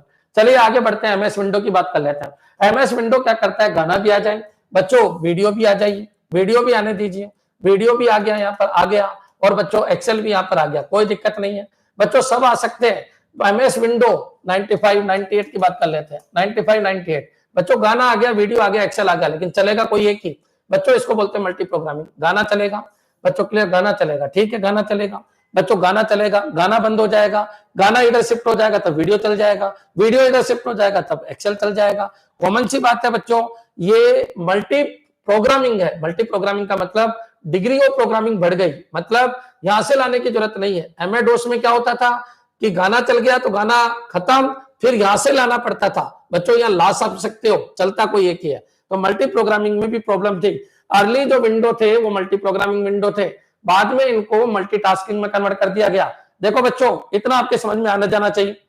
वापस सुनिए, वापस सुनो, डोस में तो आएगा भी एक ही, चलेगा भी एक ही, और बच्चों मल्टी प्रोग्रामिंग में आएंगे बहुत सारे, लेकिन एट ए टाइम चलेगा एक ही, चलेगा एक ही बच्चों, क्लियर? अब मान लो उसको मल्टी प्रोग्रामिंग वाले को अपन ने चला दिया, फिर वो पूरा हो जाए तो आपकी रैम में शिफ्ट कर दो और तब तक दूसरे को ले लो। तो बच्चों आपको हार्ड डिस्क से नहीं लेना पड़ रहा, इसका मतलब मल्टी प्रोग्रामिंग स्पीड फास्ट हो जाती है, स्पीड फास्ट हो जाती है। सेकेंडरी से प्राइमरी के अंदर मल्टीपल आ सकते हैं। Long term scheduler multiple program को आपकी रैम में डाल सकता है एट ए टाइम, लेकिन डोस में लॉन्ग टर्म शेड्यूलर केवल एक ही जॉब को डालता था, किसके अंदर बच्चों? रैम के अंदर। क्लियर? तो मल्टी प्रोग्रामिंग में स्पीड बढ़ गई। अब इसका सॉल्यूशन आया बच्चों मल्टीटास्किंग। क्लियर है बच्चों? Multi programming is no time sharing. बिल्कुल सही है अभिश्री, बिल्कुल सही है, कोई दिक्कत नहीं। अब इसका सॉल्यूशन क्या आया? इसका सॉल्यूशन आया बच्चों मल्टीटास्किंग। मल्टीटास्किंग क्या है मैं आपको समझा देता हूं। मल्टीटास्किंग में बच्चों वापस आ जाइए, वही आपका एमए डोस है, एमए डोस है। चलो यही समझा देता हूं। मल्टीटास्किंग में क्या हुआ बच्चों? मल्टीटास्क मल्टीटास्क मल्टीटास्क मल्टीटास्क के अंदर क्या हुआ कि 5-5 मिनट सबको दे दिया गया, पूरा एग्जीक्यूट होने की कोई जरूरत नहीं है। 5 मिनट इसको दिया, ठीक है, आए भी बहुत सारे, 5 मिनट इसको दिया, फिर इसको शिफ्ट कर दिया बच्चों, क्लियर? फिर 5 मिनट इसको दिया, फिर इसको शिफ्ट कर दिया, फिर 5 मिनट इसको दिया, इसको शिफ्ट कर दिया। मल्टीटास्क में टाइम शेयरिंग हो गई। क्या हो गई बच्चों? टाइम शेयरिंग हो गई, टाइम शेयरिंग हो गई। मल्टी प्रोग्रामिंग में टाइम शेयरिंग नहीं होता, राउंड रोबिन का काम स्टार्ट हो गया। राउंड रोबिन का जो काम स्टार्ट हुआ वो मल्टीटास्क में है। तो बच्चों याद रखिए, जो अभी के विंडो है वो मल्टीटास्क में कन्वर्ट हो चुके हैं। मल्टी प्रोग्रामिंग तो है ही, लेकिन मल्टीटास्क में कन्वर्ट हो चुके हैं, मल्टीटास्क बच्चों, क्लियर? अब डोस के बारे में बताओ, इन तीनों में से डोस क्या है? तो डोस बच्चों सिंगल टास्क है बच्चों, क्लियर? सिंगल टास्क है, यूनि प्रोग्राम है, सिंगल टास्क है और यूनि प्रोग्राम है। क्लियर? यहां तक समझ में आ गया होगा बच्चों, क्लियर?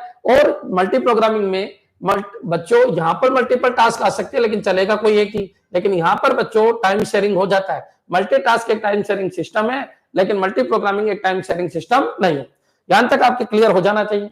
अब बच्चों क्वेश्चन उठता है, ठीक है, अब बच्चों एक क्वेश्चन उठता है कि सर ठीक है, अब सुनो एक बार बच्चों, सुनो अच्छी तरीके से। डोस में एक आता था, एक चलता था, पूरा खत्म होता था तो दूसरा आता था, दूसरा चलता था। मल्टी प्रोग्रामिंग आते बहुत सारे, चलता एक ही है बच्चों, क्लियर? मल्टीटास्किंग आते बहुत सारे, चलते राउंड रोबिन प्रकार से, लेकिन सब में सीपीयू एक ही होता था, सब में सीपीयू एक ही होता था। आजकल के जितने भी विंडो है सब मल्टीटास्किंग है, सारे के सारे मल्टीटास्किंग है, सारे के सारे मल्टीटास्किंग है। अब बच्चों एक और हो गया, क्या समझने की कोशिश करना बच्चों। यहां पर अगर मैं बात करूं तो एक और होता है मल्टी प्रोसेसिंग। यहां पर सीपीयू की संख्या बढ़ा दी गई, सीपीयू की संख्या बढ़ा दी गई तो मल्टी प्रोसेसिंग हो जाएगा। बच्चों यहां पर क्या होती है, रैम होती है, ये आपकी रैम है, और यहां पर क्या है बच्चों, आपका सेकेंडरी स्टोरेज है। ये लीजिए सेकेंडरी स्टोरेज, आएंगे कितने, बहुत सारे आएंगे। ये लीजिए 1 2 3 4 5 6, ये लीजिए यहां से आपका 1 आ गया, 2 आ गया, 5 आ गया। ठीक है बच्चों, 1 इधर आ गया, 2 इधर आ गया, 5 इधर आ गया। इसको बोलते हैं मल्टी प्रोसेसिंग। आएंगे भी बहुत सारे और जाएंगे भी बहुत सारे, चलेंगे भी एक साथ बहुत सारे, लेकिन अलग अलग सीपीयू के ऊपर चलेंगे बच्चों। क्लियर, इसको बोलते हैं multi processing. Multi processing, multi processing, multi processing का बेस्ट एग्जांपल क्या है, तो बच्चों सर्वर हो गए। सर्वर, सर्वर में अधिकतर मल्टी प्रोसेसिंग चलती है बच्चों। इसके अलावा यूनिक्स हो गए सारे के सारे बच्चों, लिनक्स हो गए सारे के सारे, ये सारे के सारे क्या है, मल्टी प्रोसेसिंग। सीपीयू मल्टीपल हो गया, याद रखिए। मल्टी प्रोग्रामिंग में सीपीयू एक है, मल्टीटास्किंग में सीपीयू एक है बच्चों, सिंगल प्रोग्रामिंग में भी सीपीयू एक है, मल्टी प्रोसेसिंग में सीपीयू बहुत सारे। अब बच्चों आ जाइए, अब आ जाइए क्या, एक कंसेप्ट मैं और बताता हूं। मैं स्पीड से इसलिए चल रहा हूं क्योंकि बहुत कुछ सिखाने की कोशिश कर रहा हूं बच्चों। एक होता है सिंगल यूजर और एक होता है मल्टी यूजर। तो ये ऑपरेटिंग सिस्टम है, एक होता है सिंगल यूजर ऑपरेटिंग सिस्टम, और एक होता है multi user operating system. Multi user operating system, multi user operating system. तो बच्चों जिनसे सर्वर बनते हैं, जो सर्वर बनते हैं वो मल्टी यूजर ऑपरेटिंग सिस्टम है। जिनसे सर्वर नहीं बनते, डेस्कटॉप लैपटॉप बनते हैं, desktop laptop, desktop laptop. Clear है बच्चों, लैपटॉप ये बनते हैं, वो क्या है, आपके सिंगल यूजर है बच्चों। देखिए आपके मोबाइल के अंदर क्या होगा, सिंगल यूजर होगा, लेकिन अगर बैंकिंग सर्वर है तो मल्टी यूजर है, फेसबुक है तो वो मल्टी यूजर है बच्चों। मल्टी यूजर में क्या होता है, टाइम बढ़ जाता है। मतलब जो सीपीयू है, सीपीयू भी बहुत सारे होते हैं वहां पर, तो सीपीयू बहुत सारे होते हैं, वो अपने टाइम को बांट देते हैं। सीपीयू एक भी हो तो अपने टाइम को बहुत सारे यूजर के बीच में बांट देता है। एक बच्चा बार बार बोल रहा है सर वर्क स्टेशन क्या होता है। देखिए आप रेलवे टिकट कराने जाते हो तो रेलवे टिकट के लिए रेलवे खिड़की के पास खड़े रहते हो, वो वर्क स्टेशन होता है। आजकल तुम अपने मोबाइल से कर लेते हो, तुम वर्क स्टेशन हो। वर्क स्टेशन वर्क कहां कर रहा है, सर्वर पे कर रहा है। तो सर्वर के अंदर क्या है, मल्टी यूजर है, और आपके पास क्या है, सिंगल यूजर है। आप क्या कर रहे हो, प्रोसेसिंग नहीं करवा रहे हो। प्रोसेसिंग आपकी ऑनलाइन हो रही है, कहां हो रही है, सर्वर पे हो रही है। इसको ऑनलाइन प्रोसेसिंग कहते हैं। तो ऑनलाइन प्रोसेसिंग आप अकेले की तो हो नहीं रही, क्योंकि बैंक में तो करोड़ों एम्प्लॉई है, रेलवे में तो करोड़ों टिकट बुक हो रहे हैं, तो बच्चों सबकी प्रोसेसिंग वहां पर हो रही है। तो वो तो हो गया मल्टी यूजर, और आप हो गए सिंगल यूजर, और ये प्रोसेसिंग हो गई ऑनलाइन प्रोसेसिंग। क्लियर है, समझने की कोशिश करो, ये प्रोसेसिंग हो गई ऑनलाइन प्रोसेसिंग। और आप हो गए work station, at a time आप वर्क स्टेशन हो। समझने की कोशिश कीजिए, आपका लैपटॉप है वो क्या है, तो बच्चों वो सिंगल यूजर है। आपका डेस्कटॉप है वो क्या है, वो सिंगल यूजर है। एमएस डोस क्या है तो सिंगल यूजर है। एमएस विंडो क्या है तो सिंगल यूजर है बच्चों। सर्वर क्या है तो मल्टी यूजर है। यूनिक्स क्या है तो मल्टी यूजर है, क्योंकि अधिकतर सर्वर में यूनिक्स और लिनक्स यूज करते हैं। क्लियर है बच्चों, तो ये सब मल्टी यूजर है। विंडो क्या है तो विंडोज सिंगल यूजर है। क्या ये क्लियर है बच्चों, यहां तक आपके समझ में आ जाना चाहिए। क्लियर है, क्लियर है बच्चों। तो वर्क स्टेशन तो बच्चों मैंने आपको बता दिया, वर्क स्टेशन वो स्थान होते हैं जहां पर आप वर्क परफॉर्म करते हो। वर्क स्टेशन बच्चों ऐसे मत बोल देना कि ये बड़े होते हैं ये छोटे होते हैं, ऐसा कुछ नहीं है। आपके आपके डेस्कटॉप से थोड़ी साइज में बड़े होते होंगे। जैसे आप राणा प्रताप नगर रेलवे स्टेशन पे जाओ तो वहां पर एक बड़ा कंप्यूटर होगा जो बहुत सारा काम डेली करता है, लेकिन बच्चों काम वो खुद नहीं करता, वो काम करवाता है सर्वर के ऊपर। वो यहाँ से केवल इनपुट आउटपुट का काम करता है, ऑनलाइन प्रोसेसिंग कराता है। इंटरनेट काट दीजिए, वो कुछ भी नहीं कर पाएगा, क्योंकि वो खुद प्रोसेसिंग नहीं करता, वो काम करवाता है सर्वर के ऊपर। क्या ये क्लियर? यूनिक्स और डोस में क्या डिफरेंस है सर? यूनिक्स और डोस में इतना सा अंतर है, जो डोस है वो सिंगल यूजर है, लेकिन यूनिक्स है वो मल्टी यूजर है बच्चों। डोस है वो यूनि प्रोग्रामिंग है, लेकिन यूनिक्स है वो मल्टी प्रोग्रामिंग है। जो डोस है वो यूनि प्रोसेसिंग है, लेकिन यूनिक्स है वो मल्टी प्रोसेसर है। डोस से सर्वर नहीं बनाए जा सकते, लेकिन यूनिक्स से सर्वर बनाए जा सकते हैं। क्लियर, मतलब जस्ट अपोजिट हो गया। समानता क्या है तो याद रखिए, दोनों ही सीयूआई है। यूनिक्स भी सीयूआई है और डोस भी सीयूआई है। कमांड लाइन इंटरफेस है, ये भी कमांड लाइन इंटरफेस है। क्लियर, समानता एक है और डिफरेंस अनंत है। क्या ये क्लियर है बच्चों? क्या ये क्लियर है सबके? मेरे हिसाब से खूब बोल दिया मैंने, जिसकी कोई मतलब कमी नहीं छोड़ी मैंने बोलने में। क्लियर, तो बच्चों सबसे पहले आया आपका क्लियर क्लियर क्लियर। कमेंट करो फटाफट, कमेंट करो फटाफट। अगर 20 क्वेश्चन करना है तो स्पीड रखो, स्पीड रखिए। चुटकुले उटकुले मेरे को आते नहीं है, कहानियां मेरे को आती नहीं, हंसने हंसाने का काम मेरे पास है नहीं। इसलिए बच्चों तुमको केवल कमेंट करने हैं। क्लियर है बच्चों, कमेंट करने, कमेंट करते जाइएगा। यूनिक्स और डोस में समानता क्या है तो बच्चों एक ही समानता है, दोनों ही सीयूआई है। लिनक्स बच्चों सीयूआई और जीयूआई दोनों है। विंडो है वो GUI बेस पे ज्यादा काम होता है, समझ जाइए आप। नेक्स्ट चलिए आगे बढ़ते हैं। अब अपने टॉपिक के ऊपर आ जाइए। टॉपिक क्या है बच्चों, यहां पर आ जाओ, जो आपका क्वेश्चन है उसके ऊपर आइए। क्वेश्चन क्या कह रहा है समझने की कोशिश करना बच्चों। विच of the following is not A multitask operating system. Multitask बोल रहा है, इसका मतलब आपके दिमाग में आना चाहिए, और यार मल्टीटास्क है तो मल्टीपल जॉब आएगी, और मल्टीपल जॉब सीपीयू के पास राउंड रॉबिन टाइप में थोड़ा थोड़ा टाइम शेयरिंग करेगी, थोड़ा 5 मिनट 5 मिनट 5 मिनट 5 मिनट। बच्चों ये मत बोल देना स्वेपो के जाएगी, स्वेपिंग अलग चीज है, समझ जाइए। तो कॉमन सी बात है, ऐसा किस में होता है तो डोस में। डोस बच्चों मल्टीटास्क नहीं है बच्चों। नए विंडो बिल्कुल आप विंडो 10 यूज करते हो, कई चीजें एक साथ चला लेते हो। मैक ओएस एप्पल में काम आते हैं बच्चों, क्लियर। एप्पल के जो आपके लैपटॉप है उनके अंदर आप कई काम एक साथ कर सकते हो, लिनक्स में कई काम एक साथ कर सकते हो, केवल MS-DOS मल्टीटास्क नहीं है, क्लियर। सर्वर क्या होता है सर? सर्वर क्या होता है? सर्वर वो कंप्यूटर होते हैं जो मल्टी यूजर वर्किंग को परफॉर्म करते हैं, क्लियर। जैसे फेसबुक है, तो अब बच्चों अब यार ये सर्वर पढ़ाऊं एक दिन लग जाएगा। फेसबुक एक सर्वर है बच्चों, एक वेबसाइट है जिस सर्वर पे रन हो रही है, करोड़ों लोग उस पर काम कर रहे हैं। आप अपने कंप्यूटर पे थोड़ी काम कर रहे हैं, आपका कंप्यूटर तो वर्क स्टेशन है उस समय, आपका मोबाइल तो वर्क स्टेशन है, पूरा फेसबुक का काम सर्वर पे ही तो हो रहा है ना बच्चों। हाँ, इंटरनेट कट जाने तो आप कुछ कर ही नहीं पाओगे। तो बच्चों सर्वर क्या होता है? सर्वर वो कंप्यूटर होते हैं जहां पर सर्वर प्रोग्राम रन हो रहे होते हैं। सर्वर प्रोग्राम क्या होते हैं? तो जो मल्टी यूजर प्रोग्राम होते हैं सर्वर प्रोग्राम होते हैं। मल्टी यूजर क्या होते हैं? जिनको बहुत सारे user eight a time handle कर सकते हैं, जो बहुत सारे लोगों में अपना टाइम बांट सकते हैं। वो CPU multi user operating system को सपोर्ट करते हैं, जो ऑपरेटिंग सिस्टम मल्टीपल लोगों को अपना टाइम बांट सकता है, क्लियर है बच्चों। सेम रिसोर्सेज शेयर कर सके, वेरी गुड। लेकिन बच्चों ऐसी चीजें आप यहां पर पूछ रहे हो,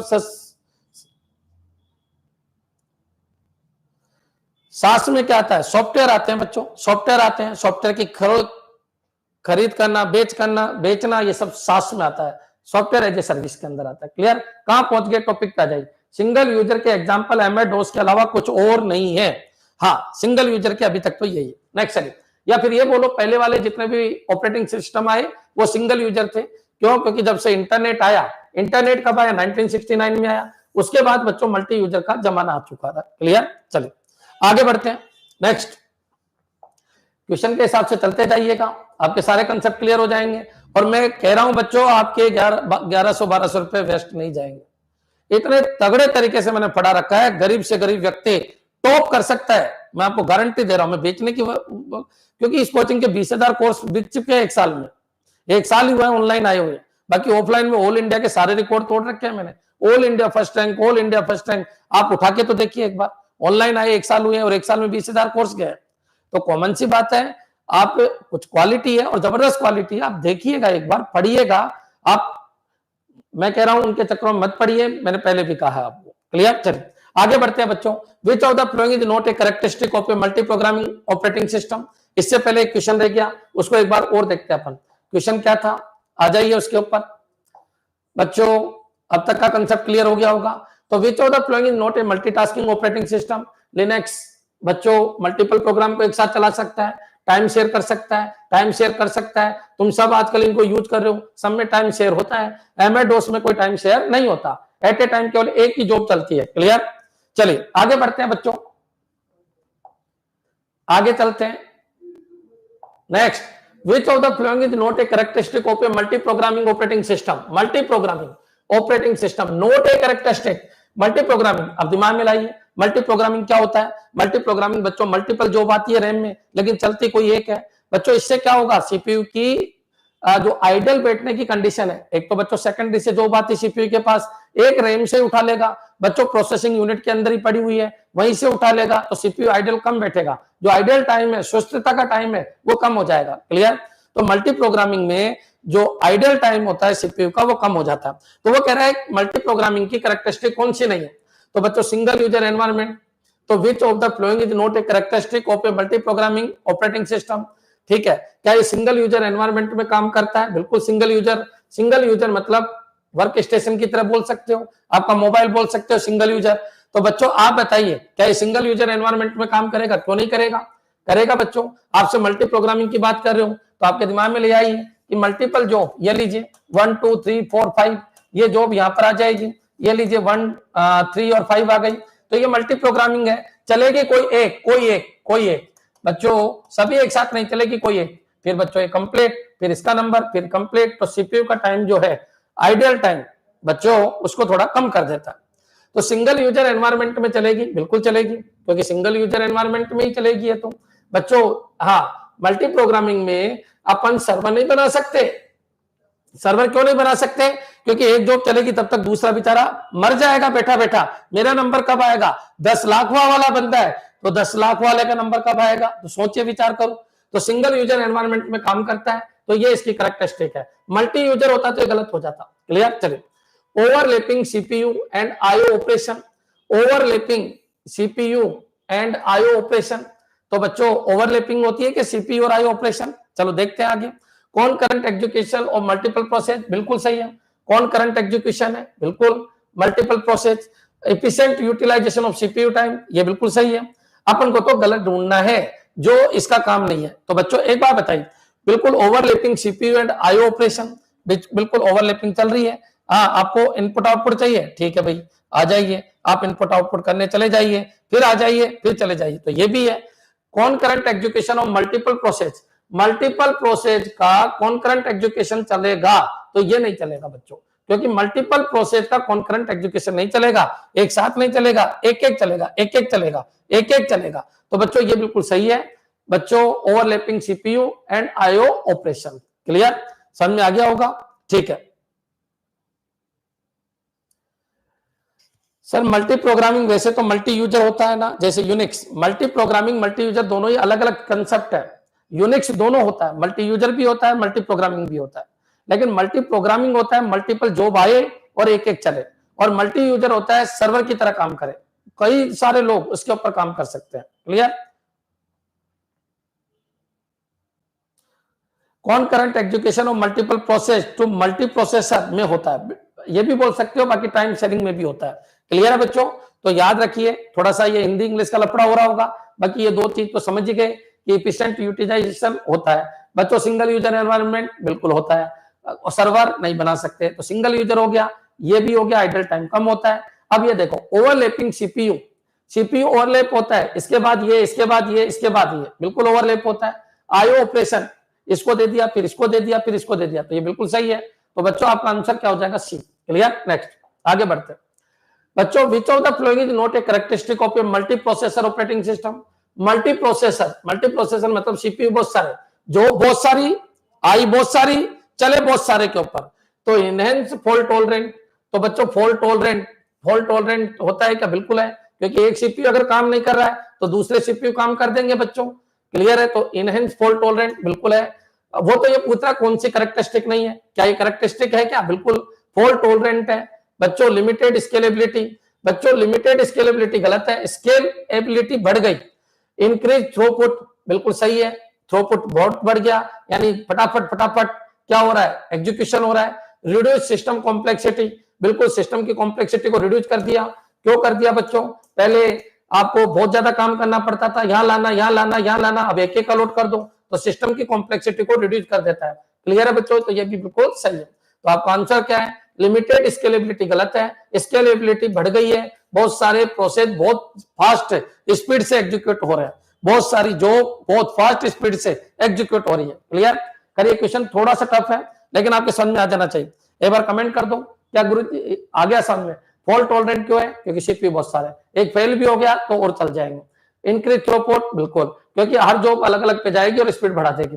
रिड्यूस सिस्टम कॉम्प्लेक्सिटी, बिल्कुल, क्योंकि ऑपरेटिंग सिस्टम, बच्चों सिस्टम का मतलब यह ऑपरेटिंग सिस्टम है, तो ऑपरेटिंग सिस्टम की जो कॉम्प्लेक्सिटी वो कम हो जाएगी वर्किंग की। क्यों हो जाएगी?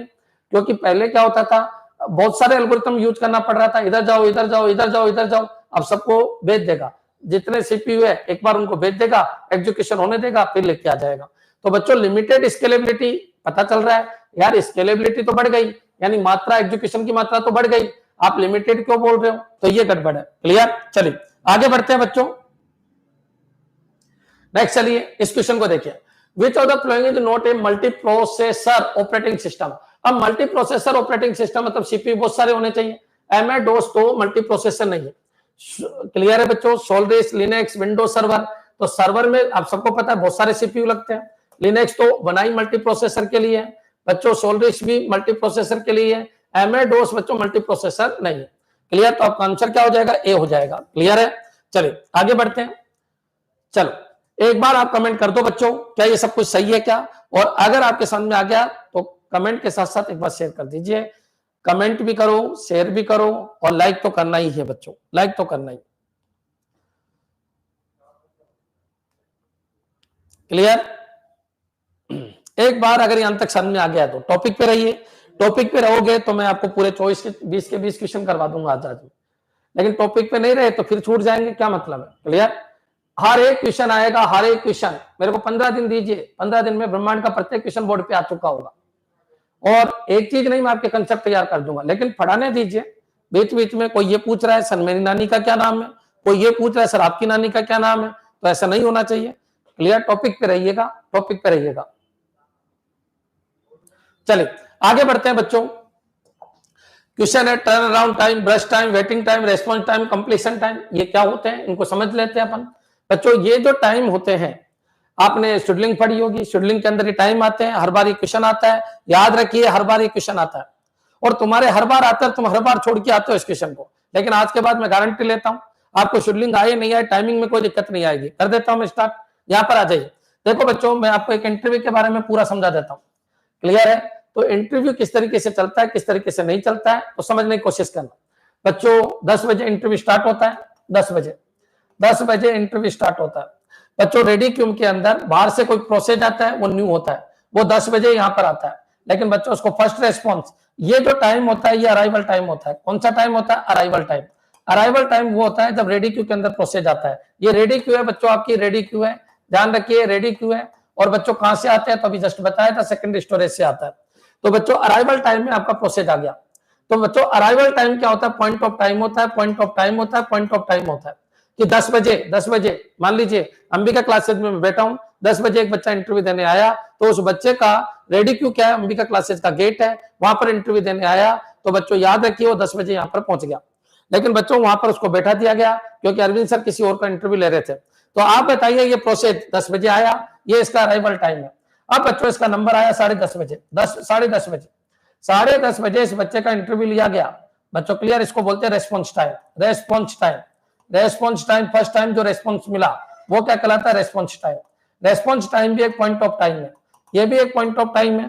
Arrival time point of time है, रेस्पॉन्स टाइम भी एक पॉइंट ऑफ टाइम है। अब बच्चों इस बच्चे का इंटरव्यू चला, कितने बजे तक इंटरव्यू चला? इस बच्चे का इंटरव्यू चला 11:30 बजे तक, 11:30 बजे तक। ठीक है बच्चों, अब 11:30 बजे बाद इसको बोला कि तुम वेट करो, मैं चाय पानी नाश्ता कर लेता हूं, थोड़ा सा और मैं आपसे पूछूंगा। आधे घंटे तक बच्चों आधे घंटे तक इस बच्चे को और बैठाया। कितने बज गए बच्चों? 12 बज गए। अब बच्चों फिर इस बच्चे का इंटरव्यू चला, कितने यहां पर कितने बजे तक? 1 बजे तक। क्लियर बच्चों? अब समझने की कोशिश कीजिए, बच्चे को गेट से बाहर निकाल दिया, ये कंप्लीट टाइम हो गया, कंप्लीशन टाइम हो गया।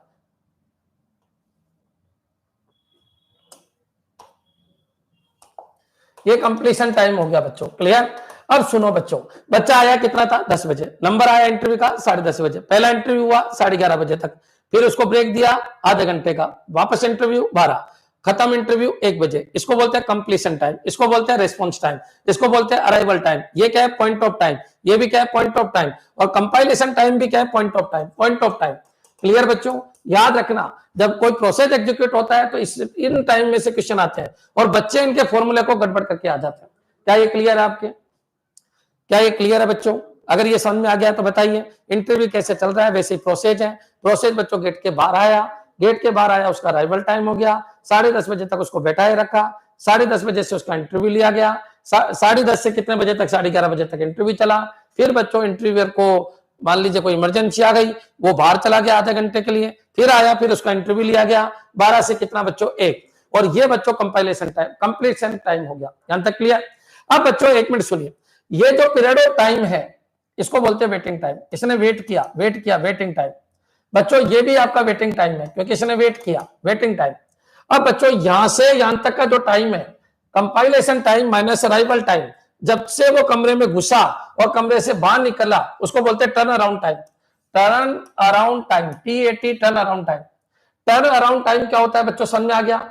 जब वो आंसर दे रहा है उसको बोलते हैं ब्रश टाइम। ब्रश टाइम, जब वो आंसर दे रहा है उसको कहते हैं ब्रश टाइम। तो आंसर दे रहा है, एग्जीक्यूट हो रहा है, ये ब्रश टाइम है बच्चों। आंसर दे रहा है, एग्जीक्यूट हो रहा है, ये ब्रश टाइम है। ये भी क्या है बच्चों, ब्रश टाइम है। ब्रश टाइम, एग्जीक्यूशन टाइम को ब्रश टाइम कहते हैं ऑपरेटिंग सिस्टम की लैंग्वेज में। तो ये वेटिंग टाइम क्या है, पीरियड ऑफ टाइम है। Waiting time period of time, brush time period of time, brush time period of time, turn around time period of time. बच्चों ये क्या है, point of time, arrival time point of time, response time point of time, completion time point of time. तो direct एक question तो ये बनता है कि अराउंड टाइम क्या है, तो पीरियड ऑफ टाइम है। Around, turn around time period of time है, burst time period of time है, waiting time period of time है, response time point of time है, और completion time point of time है, और अराइवल टाइम भी point of time है। Clear है? क्या ये क्लियर है आपके? चलिए अब बच्चों समझना, समझदार बनिए। कोई ये बताओ अराइवल टाइम क्या है, तो 10 बजे। कोई आपसे पूछे इस क्वेश्चन में अराइवल टाइम क्या है, अब यहाँ अराइवल टाइम नहीं लिखा तो मैं लिख देता हूं। क्या बच्चों, अराइवल टाइम का आंसर दो। अराइवल टाइम का आंसर दीजिए, तो आंसर है 10 बजे बच्चों। 10 बजे अराइवल टाइम का आंसर है। अच्छा आप बताइए कंप्लीशन टाइम का आंसर दीजिए, तो 1 PM है बच्चों। रेस्पॉन्स टाइम का आंसर दीजिए, 10:30 बजे। फर्स्ट टाइम जब रेस्पॉन्स मिला वो रेस्पॉन्स टाइम है। वेटिंग टाइम बताइए, तो आधा घंटे की वेटिंग ये और आधे घंटे की वेटिंग ये, तो बच्चों ये 1 आवर हो गई। ये बच्चों पीरियड ऑफ टाइम है 1 आवर। ब्रश टाइम बताइए, तो बच्चों 1 घंटा ये हो गया, 1 घंटा ये हो गया, 2 घंटे ब्रश टाइम है, एग्जीक्यूशन टाइम है। टर्न अराउंड टाइम बताइए, घुसा कमरे में 10 बजे, बाहर निकला 1 बजे, तो टर्न अराउंड टाइम कितना हो गया, 3 घंटे। क्लियर? तो ये पीरियड ऑफ टाइम है और ये बच्चों पॉइंट ऑफ टाइम। एक बार कमेंट कर दो कि हाँ सर बिल्कुल क्लियर है। मैं सबके कमेंट देखना चाहता हूं। और बच्चों मैं फिर क्लियर कर देता हूं, गरीब व्यक्तियों के लिए कोचिंग नहीं है। आप में दिमाग होना चाहिए, आप समझने की कैपेसिटी डेवलप करनी होगी। नौकरी लेना होगा तो, न तो लोग ठगते रहेंगे और तुम ठगाते रहोगे। क्लियर है बच्चों? क्या ये क्लियर है? क्लियर है बच्चों? आ गया सबके सामने? हाँ मैं तो रीजनिंग भी मैं ही लूंगा, और बच्चों मैं 90% कोर्स में खुद ही कराता हूं। आप टेंशन फ्री रहिए, आपका काम हो जाएगा। क्लियर है बच्चों? चलिए, गरीब मतलब पैसे से गरीब नहीं, कोई समझना ही नहीं चाहता उसको गरीब कहता हूं मैं। तो बच्चों ये अराइवल टाइम, ये क्या है बच्चों, रेस्पॉन्स टाइम, ये क्या है बच्चों, फर्स्ट 11:30 बजे, ये देख लीजिए। अब बच्चों खुद सोचो, टर्न अराउंड टाइम में से अगर ब्रश टाइम निकाल दूंगा तो वेटिंग टाइम बच जाएगा, और वेटिंग टाइम निकाल दूंगा तो ब्रश टाइम बच जाएगा, क्योंकि पीरियड ऑफ टाइम है। चलिए अब बच्चों फर्स्ट, यहां से देखिए, first time CPU is assigned, arrival time, first time CPU is assign, क्या कहलाता है, अराइवल टाइम। तो बच्चों अराइवल टाइम हो गया, ये कोई दिक्कत नहीं है। Time eight which process complete it's execution, completion time, तो यहां पर आ गया कंप्लीशन टाइम। ठीक है, नेक्स्ट चलिए, completion time, completion time minus arrival time. देखना इस क्वेश्चन को, देखना एक बार आप, completion time minus arrival time, ये टाइम में से ये टाइम हटा दो, ये पूरा टर्न अराउंड टाइम हो गया। ये लीजिए आपका टर्न अराउंड टाइम हो गया। ठीक है बच्चों, वापस देख लीजिए, टर्न अराउंड टाइम क्या है, completion time minus arrival time, completion time minus arrival time, turn around time हो गया। ब्रश टाइम क्या हो गया, तो टर्न अराउंड टाइम में से वेटिंग टाइम हटा दो, तो टर्न अराउंड टाइम में से वेटिंग टाइम हटा दो, ये ब्रश टाइम हो गया। ठीक है, टर्न अराउंड टाइम में से ब्रश टाइम हटा दो, टर्न अराउंड टाइम में से ब्रश टाइम हटा दो, तो ये क्या हो जाएगा, वेटिंग टाइम हो जाएगा। टर्न अराउंड टाइम में से ब्रश टाइम हटा दो, वेटिंग टाइम। अब बच्चों यहां आ जाओ, first time CPU assign minus arrival time, तो बच्चों फर्स्ट टाइम सीपीयू असाइन, ये लीजिए, फर्स्ट टाइम सीपीयू असाइन ये रहा, और उसमें से अराइवल टाइम हटा दो, अराइवल टाइम हटा दो, इसको रेस्पॉन्स टाइम कहते हैं। क्लियर है? इसको क्या कहेंगे, response time. Response time first time, ये है फर्स्ट टाइम रेस्पॉन्स, ध्यान रखना, ये फर्स्ट टाइम रेस्पॉन्स है। ये क्या है, फर्स्ट टाइम रेस्पॉन्स है, फर्स्ट टाइम रेस्पॉन्स। तो बच्चों ये भी जो होता है रेस्पॉन्स टाइम, भी रेस्पॉन्स टाइम आधा घंटा है, ये भी पीरियड ऑफ टाइम ही होता है। गलत बोल गया यहाँ पर, ये भी पीरियड ऑफ टाइम होता है, आधा घंटा पीरियड ऑफ टाइम। तो बच्चों आया इतने बजे, रेस्पॉन्स मिला 10:30 बजे, तो 10:30 फर्स्ट टाइम सीपीयू असाइन 10:30, उसमें से अराइवल टाइम हटा दीजिए, तो रेस्पॉन्स टाइम आधा घंटा हो गया। क्लियर? अब आ जाइए completion time, time eight which process complete it's execution, तो ये कंप्लीशन टाइम हो गया, ये पॉइंट ऑफ टाइम हो गया। क्लियर? तो याद रखिए ये क्वेश्चन गेट के अंदर आ चुका है, और बच्चों ऐसे क्वेश्चन बहुत मिलेंगे आपको गेट के अंदर, नेट के अंदर, और मेरे हिसाब से सब कुछ क्लियर हो गया होगा। क्लियर है बच्चों? यहां तक आपके समझ में आ जाना चाहिए। तो क्लियर है, बिल्कुल समझ में आ जाना चाहिए। कंप्लीशन टाइम फिर बता देता हूं 1 बजे। रेस्पॉन्स टाइम बच्चों, रेस्पॉन्स टाइम ये पीरियड ऑफ टाइम है, ध्यान रखना, ये पीरियड ऑफ टाइम है। ये फर्स्ट टाइम रेस्पॉन्स है, फर्स्ट टाइम रेस्पॉन्स टाइम। ये अराइवल टाइम, ये बच्चों रेस्पॉन्स टाइम है। ये क्या है? रेस्पॉन्स टाइम है। ये लाइनें गलत बना दी मैंने, समझ जाइए, क्योंकि यहाँ तो कोई काम हुआ ही नहीं, तो इसको अपन क्या बोलेंगे? रेस्पॉन्स टाइम बोलेंगे। क्या बोलेंगे? रेस्पॉन्स टाइम बोलेंगे, रेस्पॉन्स टाइम। क्लियर है बच्चों? हाँ, रेस्पॉन्स टाइम भी एक वेटिंग टाइम है, याद रखिए। तो वेटिंग टाइम ये और ये दोनों काउंट हो जाएंगे, ठीक है। तो कंप्लीशन टाइम 1 बजे आ जाएगा बच्चों। रेस्पॉन्स टाइम बच्चों आधा घंटा हो जाएगा। वेटिंग टाइम तो आधा घंटा और आधा घंटा 1 घंटा हो जाएगा बच्चों। ब्रश टाइम तो ब्रश टाइम ये और ये हो जाएगा, कितने? 2 घंटे हो जाएंगे। टर्न अराउंड टाइम क्या होगा? तो यहां से यहां तक बच्चों 3 घंटे हो जाएंगे। क्या ये क्लियर है? ये फॉर्मूले आपको रटने नहीं है, समझदार बनिए। अरविंद सर ने इंटरव्यू दिया, दिमाग लगाइए और वहां पर ठोक दीजिए। क्लियर? चलिए आगे बढ़ते हैं। सर ऐप में ऐसा पढ़ा रखा है कि जीवन भर नहीं भूलेंगे। वेरी गुड, जिसने एप्लीकेशन ले रखा है, पढ़ाई कर रहे हो, मैं गारंटी लेता हूं उसकी नौकरी लगने वाली है, और लगी है, लगी है। जितने सिलेक्शन होते हैं आधे अकेले इस कोचिंग से होते हैं। कोई भी एग्जाम उठा लीजिए आप टेक्नोलॉजी के फील्ड में। क्लियर? नेक्स्ट चलिए आगे बढ़ते हैं बच्चों। इस क्वेश्चन को उठाइए, जबरदस्त क्वेश्चन है बच्चों। ये क्वेश्चन कहां से आया है? SRJF इसरो का क्वेश्चन है, समझ जाइए। इनको मैच करना है बच्चों, इसको मैच करना है, तो मैच करके देख लेते हैं अपन। लेकिन सबसे पहले ये कहां से आया? शेड्यूलिंग से आया। शेड्यूलिंग तुम्हारे आएगी, ध्यान रखना। क्लियर? अब देखो बच्चों, शेड्यूलिंग कौन कौन सी होती है मैं आपको बता देता हूं। पहले थोड़ा सा आइडिया दे देता हूं मैं आपको। शेड्यूलिंग क्या होती है बच्चों, याद रखिए। बहुत सारे लोग आ गए, कितने लोग आ गए? मान लो 5 लोग आ गए। अब 5 लोग आने के बहुत सारे तरीके हैं। एक तो 5 लोग एक साथ आ गए, एक 5 लोग अलग अलग टाइम पे आए। तो बच्चों ध्यान रखिए, अब 5 लोग अलग अलग आए, मैं ऑपरेटिंग सिस्टम हूं, तो बच्चों पांचों को एक साथ सीपीयू के पास भेज नहीं सकता। सीपीयू अपना एक है, तो बच्चों सीपीयू जब एक है तो उनको अपन शेड्यूल करेंगे, इसको बोलते हैं जॉब शेड्यूलिंग।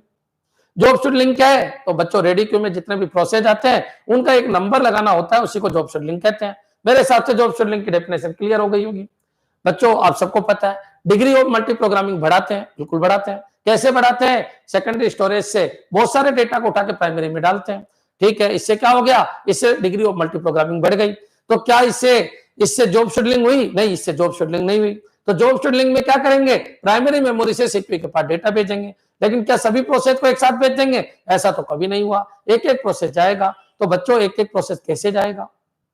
एक एक प्रोसेस कैसे जाएगा वो तय होता है ऑपरेटिंग सिस्टम के शेड्यूलिंग एल्गोरिथम से। ऑपरेटिंग सिस्टम जैसा होगा उसका शेड्यूलिंग एल्गोरिथम वैसा होगा। याद रखिए, डिफरेंट डिफरेंट ऑपरेटिंग सिस्टम आए, हजारों तरीके के ऑपरेटिंग सिस्टम आए, तो बच्चों उनके अंदर जो शेड्यूलिंग एल्गोरिथम है वो भी हजारों तरीके के हैं, अलग अलग है। तो जितने भी एल्गोरिथम उनके अंदर है उसको मैं 2 तरीके से बांटता हूं, एक है प्रिमिटिव और एक है नॉन प्रिमिटिव। याद रखना, कई बार ये क्वेश्चन आया है, इनमें से प्रिमिटिव शेड्यूलिंग कौन सी है? कंप्यूटर टीचर भरा पड़ा था बच्चों। सीनियर कंप्यूटर टीचर में 2 क्वेश्चन और बेसिक कंप्यूटर टीचर में 1 क्वेश्चन था प्रिमिटिव शेड्यूलिंग और नॉन प्रिमिटिव शेड्यूलिंग का। समझ जाइए शेड्यूलिंग क्या होता है, ये तो मैंने बोल ही दिया, लिखने की कोई जरूरत नहीं है। बच्चे कम हो गए, थोड़ा शेयर कर दीजिए, थोड़ा शेयर कर दीजिए, लाइक कर दीजिए। अभी मैं आपको शेड्यूलिंग बता दूंगा पूरा।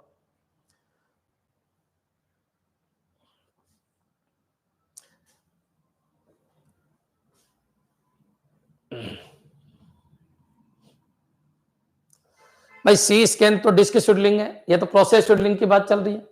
क्लियर? प्रोसेस शेड्यूलिंग अलग है, डिस्क शेड्यूलिंग अलग है। क्लियर? डिस्क शेड्यूलिंग अलग है, प्रोसेस शेड्यूलिंग अलग है। प्रोसेस शेड्यूलिंग एक बार मैं वापस बोल देता हूं। डिग्री ऑफ मल्टी प्रोग्रामिंग बढ़ाने के लिए अपन ने क्या किया? सेकंड स्टोरेज से मल्टीपल जॉब को उठा के प्राइमरी में डाला। अब प्राइमरी में अपन ने जॉब को डाल तो दिया, लेकिन प्राइमरी में ऑपरेटिंग सिस्टम होता है। अब सबकी सब जॉब सीपीयू के पास जा नहीं सकती, तो बच्चों ऑपरेटिंग सिस्टम किसको भेजेगा? इसके लिए वो अपने शेड्यूलिंग एल्गोरिथम को यूज करेगा। एक ऑपरेटिंग सिस्टम में मल्टीपल शेड्यूलिंग एल्गोरिथम यूज हो सकते हैं। तो बच्चों याद रखिए, शेड्यूल करने के जो तरीके हैं उन्हीं को शेड्यूलिंग एल्गोरिथम कहते हैं। शेड्यूलिंग एल्गोरिथम 2 अलग अलग तरीके की होती है, एक तो डिस्क की जो अपन आगे जाके पढ़ेंगे, एक होती है जॉब की, तो अपन अभी जॉब की बात कर लेते हैं, प्रोसेस की बात कर लेते हैं। Process scheduling, job scheduling, task scheduling एक ही बात है। क्लियर? चलिए आगे बढ़ते हैं बच्चों, इस क्वेश्चन के ऊपर आइए। तो पहला क्वेश्चन है, शेड्यूलिंग कौन कौन सी है? शेड्यूलिंग कौन कौन सी है? तो बच्चों 2 होती है। एक तो कौन सी होती है? प्रिमिटिव। प्रिमिटिव क्लियर है? प्रिमिटिव याद रखना। एक तो कौन सी होती है? प्रिमिटिव। प्रिमिटिव।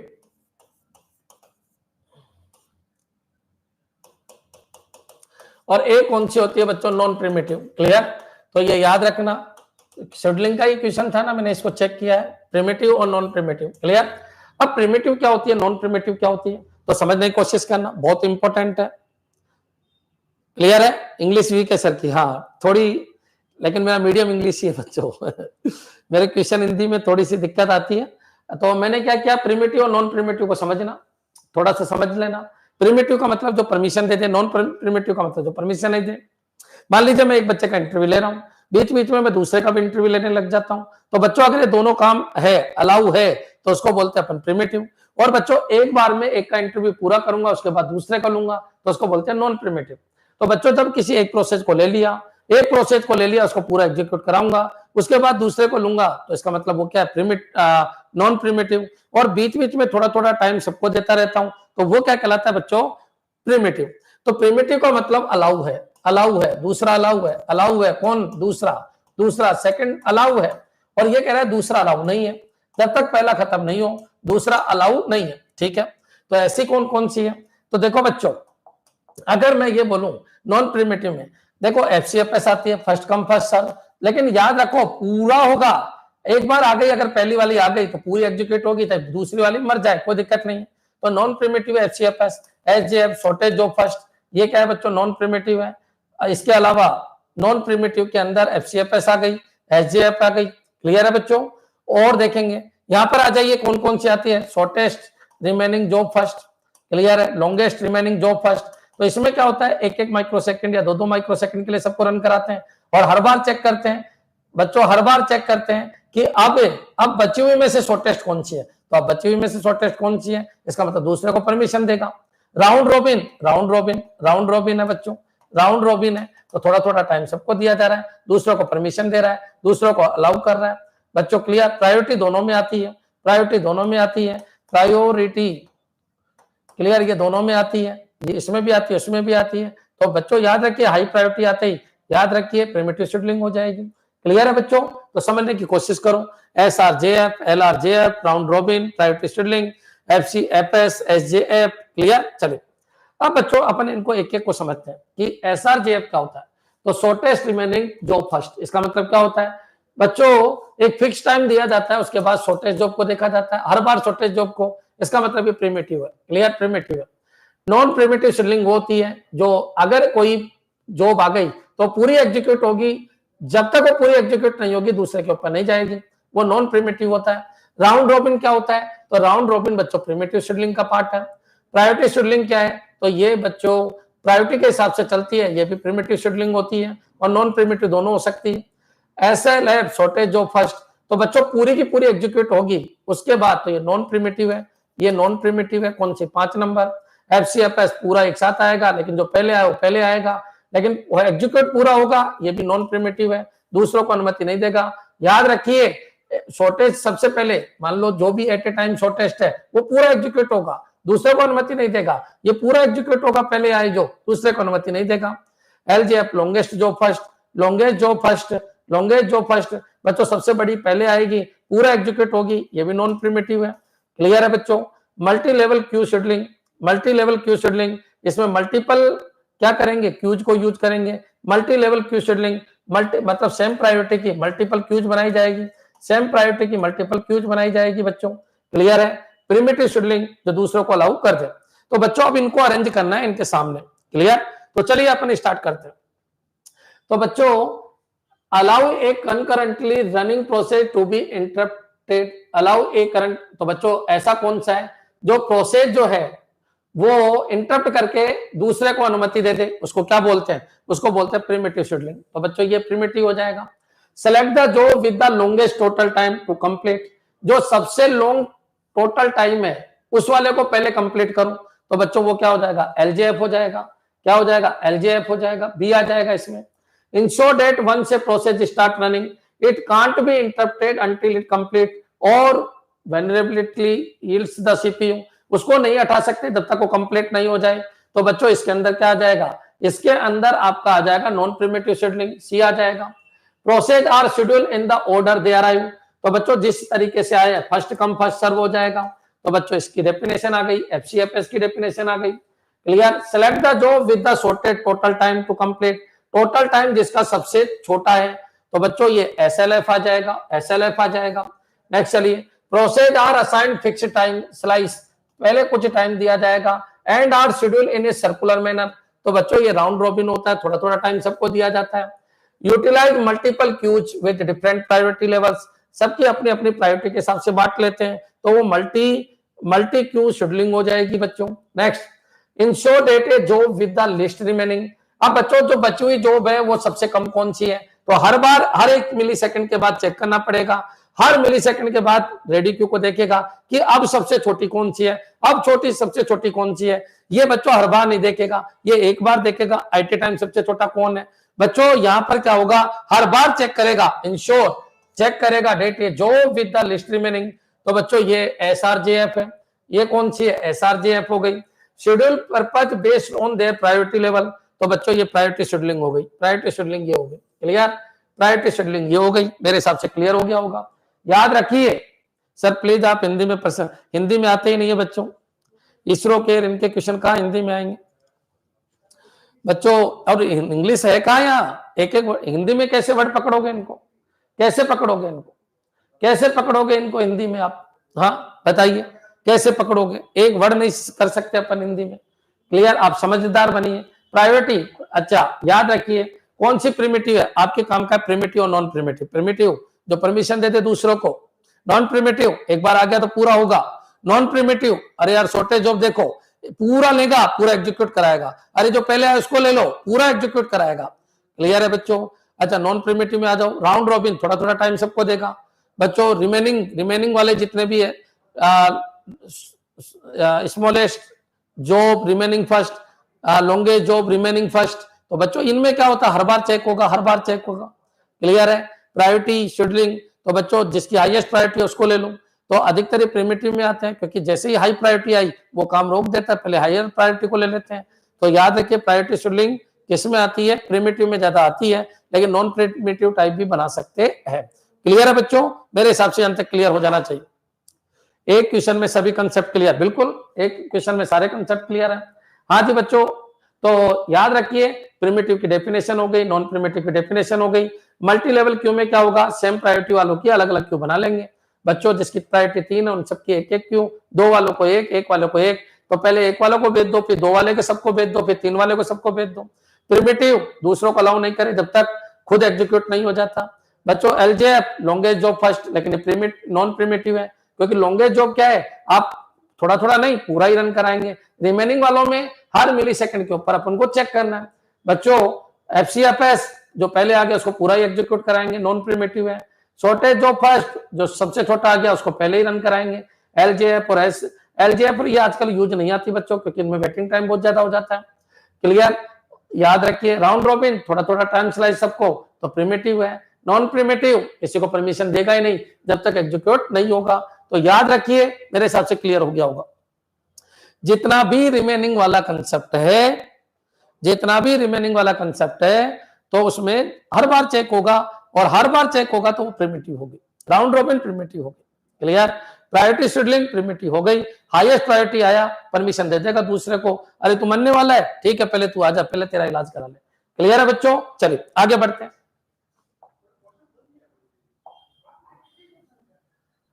बच्चों ये क्वेश्चन भी आया हुआ है, Windows NT, Windows ME, Windows XP, Windows Vista, इनको ऑर्डर में जमाना है, इनके ईयर के हिसाब से जमाना। बच्चों एक चीज मैं आपको क्लियर कर देता हूं, अब ये क्वेश्चन आपके आईए लेवल के ऊपर है, और आईए में ये क्वेश्चन आ जाएगा, पीसीबी, एमबीआर, पीसीआर, अरे भैया आएगा, आगे आएगा, पीसीबी, एमबीआर, पीसीआर आने वाला है, आने वाला है बच्चों। मैं आपको ये कह रहा हूं, होने दीजिए 30 दिन, ब्रह्मांड का प्रत्येक क्वेश्चन यहां पर आ चुका होगा। लेकिन आप समझना अगर इसको चाहते हो तो एक बार वीडियो देख लीजिए फटाफट स्पीड से, बाकी मैं 1.5 घंटे में इतना पढ़ा दूंगा कि एक नॉर्मल टीचर 10-12 घंटे में नहीं पढ़ा पाएगा। क्लियर, 1.5 घंटे में इतना पढ़ा के चला जाऊंगा। चलिए स्टार्ट करते हैं बच्चों। एक चीज मैं आपको क्लियर कर देता हूं, विंडो का प्रादुर्भाव कब हुआ। सबसे पहले अपन एमएडोस के ऊपर आ जाते हैं, एमएडोस की बात कर लेते हैं। एमएडोस कब आया, तो बच्चों 1981 के अंदर आया। एमएस विंडो कब आया, तो एमएस विंडो बच्चों, एमएस विंडो आपका आया 1985, क्या मैं सही हूं? 1985 विंडो का जो फर्स्ट वर्जन था, विंडो का जो फर्स्ट वर्जन था वो 1.0 था। अभी कौन सा चल रहा है बच्चों? 11 चल रहा है। तो क्लियर है, विंडो 11 चल रहा है, विंडो 11 चल रहा है बच्चों, विंडो 11 चल रहा है। अभी कौन सा चल रहा है? विंडो 11 चल रहा है। क्लियर है, ये पॉइंट आपके दिमाग में रख लेना बच्चों। फर्स्ट विंडो कौन सा आया? 1.0 आया। क्लियर, फिर बहुत सारे विंडो यहाँ पर आए हैं। अब बच्चों डोस की full form disk operating system है, विंडो की भी फुल फॉर्म होती है। तो विंडो की फुल फॉर्म क्या होगी? Wide interactive network, wide interactive network. Wide, W का मतलब क्या हो गया? वाइड। आई का मतलब क्या होगा? इंटरेक्टिव, इंटरेक्टिव बच्चों। क्लियर, एन का मतलब नेटवर्क, नेटवर्क। डी का मतलब क्या होता है? डेवलपमेंट,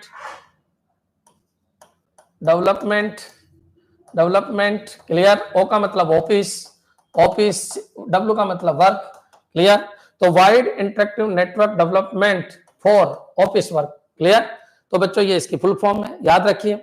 पॉल एलन और बिल गेट्स ने इसको बनाया था, इस कंपनी को, किसको? एमएस को, माइक्रोसॉफ्ट को 1975 के अंदर इसको डेवलप किया था। अब बच्चों विंडो के बारे में आपसे पूछा जा रहा है, ये क्वेश्चन तो आपके दिमाग में रही नहीं चाहिए। विंडो के बारे में आपसे पूछा जा रहा है तो याद रखिए, पहले 1.0 ये आए थे, फिर आपका कौन सा आ गया? पहले एनटी आ गया, एनटी आया, फिर 95 आया, फिर 98 आया। एनटी के बहुत सारे आए बच्चों, पीछे भी आए हैं बहुत सारे। एनटी का मतलब होता है न्यू टेक्नोलॉजी, ये क्वेश्चन आ जाता है। एनटी का मतलब क्या होता है? New technology, new technology, technology.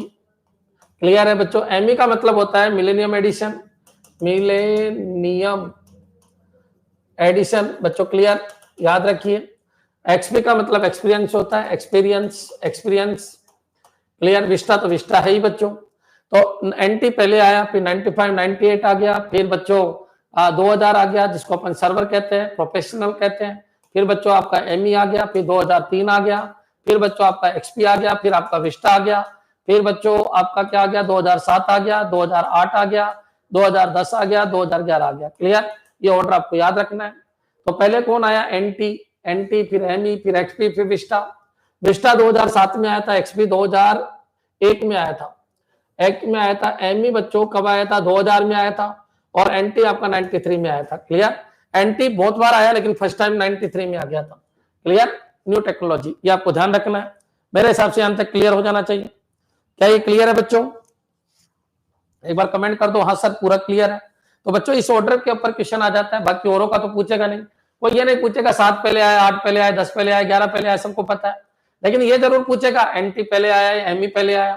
तो बच्चों उल्टा चलता है, एनएम तो एनटी फिर मिलेनियम, और एक्सपी और विस्टा तो बच्चों एक्स बाद में आता है, पी पहले आता है, एक्स और वी बच्चों। क्लियर, याद रखिए, विस्टा, एक्सपी बच्चों, एन और एम जो बाद में अक्सर आते हैं अल्फाबेट में वो पहले आते हैं। तो इन दोनों का ऑर्डर याद रखना, इन दोनों का ऑर्डर याद रखना। क्लियर, हाँ जी, समझ में आ गया सबके? क्लियर है सबके? ये क्वेश्चन इजी लिया है मैंने जानबूझ के ये इजी लिया है और ये आया हुआ है बच्चों। लेकिन बच्चों बहुत सारे बच्चे इनमें कंफ्यूज हो जाते हैं। एक्सपी विस्टा का तो पता है, लेकिन एनटी और एमई में कंफ्यूज हो जाते हैं। एनटी बच्चों कई बार आया है, तो बहुत सारे बच्चे कैसे 2000 के बाद भी तो एनटी आया, एनटी 4.0 आया था, बिल्कुल आया था, कोई दिक्कत नहीं। लेकिन फर्स्ट टाइम का बताना है, फर्स्ट टाइम आपका यहाँ पर एनटी आया बच्चों, 2000 में आपका एमई आया, 2001 में एक्सपी आया, 2007 में विस्टा आ गया। क्लियर, चलिए। विंडो जीयूआई बेस्ड है, वो सीयूआई बेस्ड है, डोस एमए सीयूआई बेस्ड है, विंडो जीयूआई बेस्ड है। क्लियर है बच्चों, विंडो जीयूआई बेस्ड है। फर्स्ट विंडो जो लॉन्च हुआ वो 1.0 था। क्लियर है बच्चों? और क्या पूछेगा वो मेरे को नहीं लगता कि कोई डाउट होगा इसमें। आपको याद रखना है wide interactive network development for office work बच्चों। क्लियर, ऑफिस वर्क के लिए बच्चों wide interactive network development for office work, ये इसकी फुल फॉर्म है। यहां से भी क्वेश्चन पूछ सकता है। अरे भाई सिक टाइम इससे रिलेटेड थोड़ी है, वो तो डिस्क से रिलेटेड है। या तो प्रोसेस आया था, प्रोसेस के बारे में बताऊंगा। सिक टाइम है, लेटेंसी टाइम है बच्चों, वो डिस्क के अंदर होते हैं। Seek time, latency time, access time वो डिस्क के अंदर होते हैं। लेकिन अगर कोई पूछे कि sir arrival time, first response time, burst time, completion time, turn around time, burst clear है, वेटिंग टाइम, ये किस में होते हैं? तो ये प्रोसेस के अंदर होते हैं। आप मिक्स क्यों करते हो? अलग अलग चीज को मिक्स कर देते हो बच्चों। सिक time, latency time, clear, rotational time, ये सब किस में होते हैं? ये सब डिस्क के अंदर होते हैं। जब डिस्क पढ़ेंगे, डिस्क का कोई क्वेश्चन आने दो, सब कुछ समझा देंगे। क्लियर है बच्चों? अब यही तो है दिक्कत, यही तो है दिक्कत। 90% को तो टॉपिक का ही पता नहीं, 90% को तो वर्ड का ही पता नहीं, तो कैसे तैयारी होगी बच्चों, कैसे कंपटीशन फाइट करेंगे अपन? ठीक है, चलिए आगे बढ़ते हैं बच्चों। Edge, Xbox, Cortana, Microsoft Surface, table top registry, जबरदस्त क्वेश्चन है, वायरल क्वेश्चन है, कई बार आ चुका है। क्लियर है बच्चों? हाँ जी, आपको क्लास कैसे लगी पहले तो कमेंट कर दो, क्योंकि 1.5 घंटा हो चुका है, मेरी क्लास बंद करने का टाइम हो चुका है। तो आप एक बार कमेंट कर दो, और ये क्वेश्चन आज लास्ट ले लेते हैं अपन।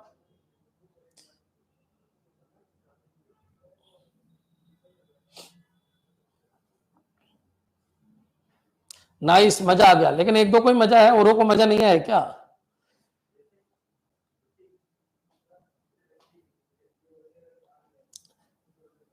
मैथ मेरी बहुत शानदार है, सही कह रहे हो बच्चों। मैथ और रीजनिंग ये मान के चलिए कंप्यूटर से 1000 गुना ज्यादा बेस्ट है, 1000 गुना ज्यादा बेस्ट है। इस कोचिंग की मैथ रीजनिंग जिस दिन आप पढ़ लोगे दीवाने हो जाओगे बच्चों, जबरदस्त मैथ रीजनिंग है। क्लियर? चलिए स्टार्ट करते हैं। एज क्या है तो बच्चों मैच करना है, तो एज आप सबको पता है ब्राउजर का नाम है, जो किसके अंदर है, आपके विंडो के अंदर बाय डिफॉल्ट आता है। एक्सबॉक्स विंडो के अंदर बाय डिफॉल्ट गेम है। कोर्टेना बच्चों इसका पीडी है बाय डिफॉल्ट। बच्चों माइक्रोसॉफ्ट सरफेस, माइक्रोसॉफ्ट सरफेस बच्चों जो स्क्रीन है इसकी, टेबल टॉप स्क्रीन का ऊपर का भाग है। रजिस्ट्री बच्चों इसका डेटाबेस है। क्लियर है बच्चों? माइक्रोसॉफ्ट सरफेस क्या होती है? लाइन होती है। लाइन का मतलब माइक्रोसॉफ्ट सरफेस लाइन जो आपको दिखती है। क्लियर है? चलिए रजिस्ट्री क्या है बच्चों? डीबीएमएस है, बाय डिफॉल्ट डीबीएमएस है। तो बच्चों इनको रट लेना अच्छी तरीके से। एक बार अपन पढ़ते हैं इनको, multi touch product from Microsoft research. तो बच्चों याद रखिए टच है, टच जो है ना उसको टेबल टॉप कहते हैं। वो जो टच है ना किसमें होता है? विंडो होता है, विंडो। अब विंडो बच्चों आप सबको पता है किसमें डाली जा रही है? Touch screen. तो टच स्क्रीन के अंदर जब विंडो टच स्क्रीन की जब बात करूं तो बच्चों जो पार्ट होता है उसको टेबल टॉप कहते हैं। जो जहां टच होता है, जो टच पार्ट होता है किसका? विंडो का, उसको टेबल टॉप कहते हैं। उसको क्या कहते हैं? टेबल टॉप कहते हैं। तो multi touch product from Microsoft research. Clear बच्चों? उसको कहते हैं table top. Line of personal computers design and produced by Microsoft. बच्चों लाइन ऑफ पर्सनल कंप्यूटर बच्चों जो स्क्रीन है किसकी स्क्रीन? ये तो क्या हो गया? टच हो गया, ये तो टच हो गया। क्लियर है बच्चों? टच स्क्रीन उसको टेबल टॉप कहते हैं। Line of personal computer design and produced by Microsoft बच्चों इसको कहते हैं टेबल टॉप। यानी जो स्क्रीन होती है ना माइक्रोसॉफ्ट की, विंडो की जो स्क्रीन होती है उसका नाम है table top, sorry surface, Microsoft surface. उसको कहते हैं माइक्रोसॉफ्ट सरफेस। देखो दोनों में कंफ्यूज मत होना। टच स्क्रीन जब भी आए टेबल टॉप लगा देना, और बच्चों विंडो की जो स्क्रीन आए उसको सरफेस लगा देना। विंडो की जो स्क्रीन है वो क्या है? सरफेस है। और बच्चों उसके ऊपर टेबल टॉप होता है जब टच करते हैं अपन, क्या करते हैं? टच करते हैं। क्लियर? तो विंडो की जो स्क्रीन है वो सरफेस है, और जो टच पार्ट है वो टेबल टॉप है। कोर्टेना देखते हैं अभी। तो बच्चों इसका आंसर क्या हो जाएगा? Line of personal computers design and produced by Microsoft. ठीक है। Database used to store configuration data in window operating system, उसको अपन रजिस्ट्री कहते हैं। क्लियर है बच्चों? डेटाबेस के अंदर जो विंडो के अंदर जो बाय डिफॉल्ट डेटाबेस आ रहा है उसका नाम है रजिस्ट्री। वेब ब्राउजर जो आ रहा है विंडो में अभी 2010 से आने लगा है, कौन सा आने लगा है? विंडो 10 में। विंडो 10 में आने लगा है, सॉरी गलत बोल गया। विंडो 10 में क्या आने लगा है? एज। उससे पहले क्या था? तो बच्चों उससे पहले एक्सप्लोर था। विंडो 10 के अंदर आने लगा है एज। तो ये web browser developed by Microsoft, वो कौन सा? Edge. Gaming console and entertainment brand by Microsoft, by default आ रहा है। ये सब बाय डिफॉल्ट है बच्चों। एक्सबॉक्स क्या है? तो बाय डिफॉल्ट गेम आ रहा है किसके अंदर? विंडो के अंदर। वो बॉक्स को जमाने वाला। Virtual assistant developed by Microsoft, वो कोर्टेना है, इसको भी वापस बुला लिया गया। कोर्टेना को भी अब नए वर्जन में से हटा दिया गया। तो कोर्टेना क्या है बच्चों? पीडी है। एक्सबॉक्स क्या है? बाय डिफॉल्ट गेम है। एज क्या है? बाय डिफॉल्ट ब्राउजर है। ये सरफेस क्या है? तो बाय डिफॉल्ट स्क्रीन है। ये क्या है? तो बाय डिफॉल्ट टच पैनल है। रजिस्ट्री क्या है? तो बाय डिफॉल्ट डेटाबेस है। क्या ये क्लियर है? क्या क्लियर है? एक्सबॉक्स गेम कंसोल है, एज ब्राउजर है, टेबल टॉप टच स्क्रीन है। Very good. टेबल टॉप क्या है? Touch screen. Microsoft surface line of personal computer है। कोर्टेना माइक्रोसॉफ्ट वर्चुअल असिस्टेंट है, रजिस्ट्री डेटाबेस है। बिल्कुल सही लिखा है जिस बच्चे ने लिखा। क्लियर है बच्चों? एज 2015 में आया, वेरी गुड। एज कब आया? एज 2015 में आया।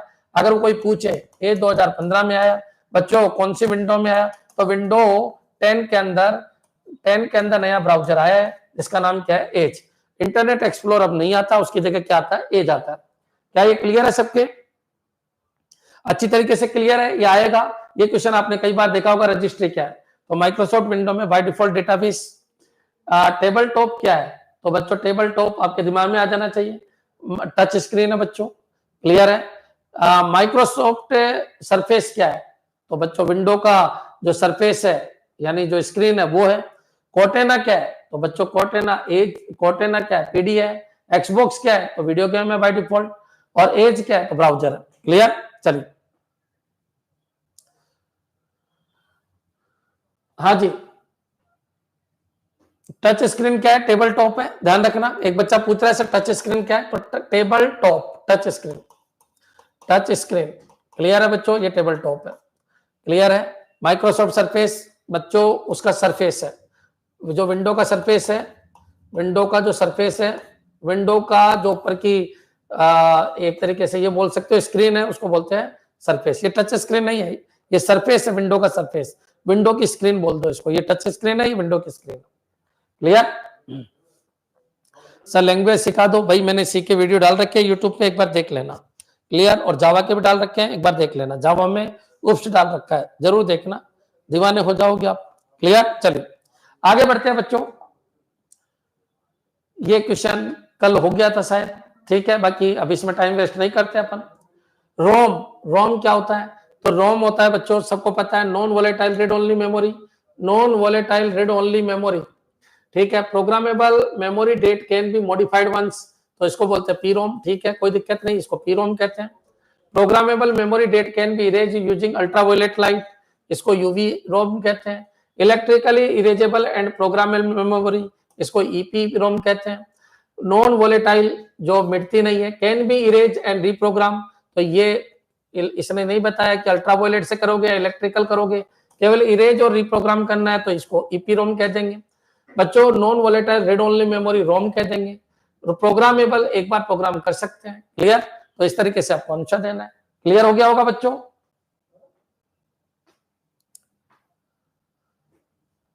ठीक है, नेक्स्ट चलिए आगे बढ़ते हैं। Select the incorrect Microsoft office version. तो बच्चों माइक्रोसॉफ्ट आप सबको पता है, ऑफिस का क्वेश्चन आ गया, तो ऑफिस 365 बिल्कुल होता है, जिसको क्लाउड ऑफिस कहते हैं। ऑफिस 2000 होता है बच्चों।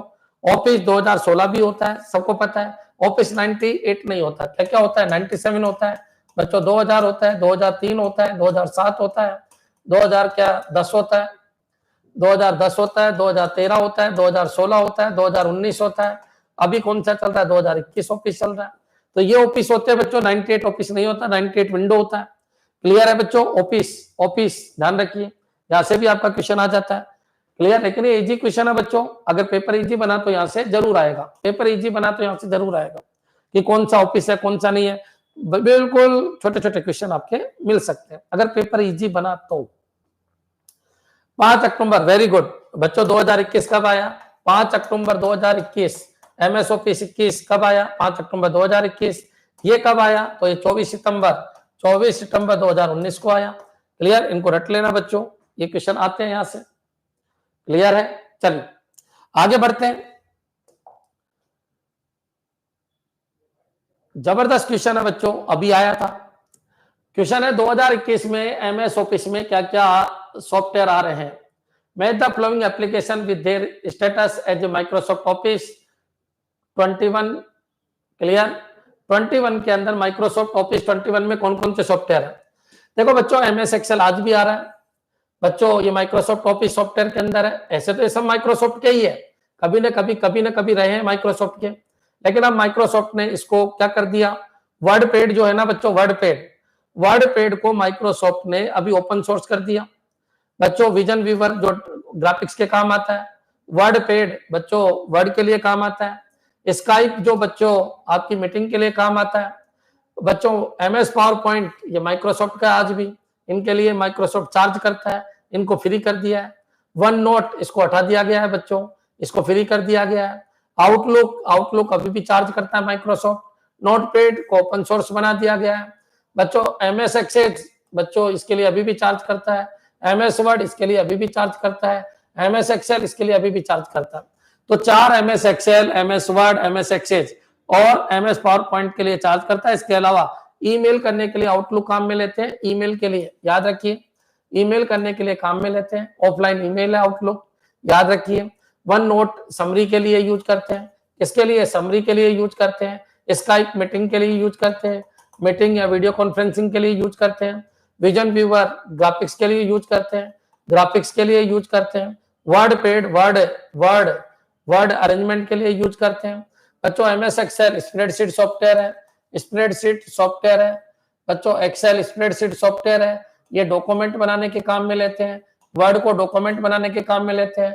एमएस एक्सेल डेटाबेस सॉफ्टवेयर है, ये आपका डेटाबेस सॉफ्टवेयर है। आउटलुक आपका ईमेल सॉफ्टवेयर है। MS power point presentation software है, प्रेजेंटेशन सॉफ्टवेयर है। करिए खूब क्वेश्चन आएंगे इनके, प्रेजेंटेशन सॉफ्टवेयर है।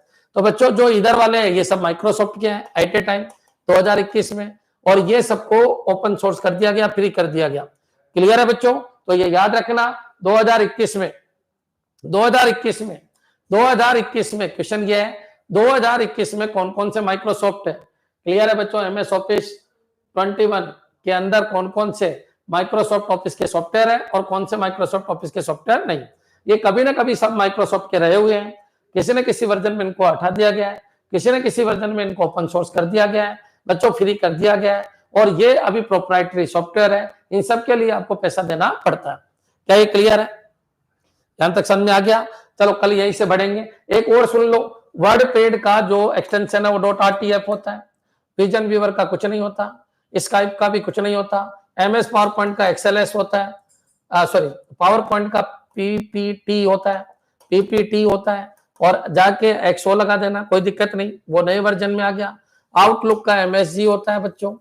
नोटपैड का नोटपैड बच्चों TXT होता है, TXT टेक्स्ट।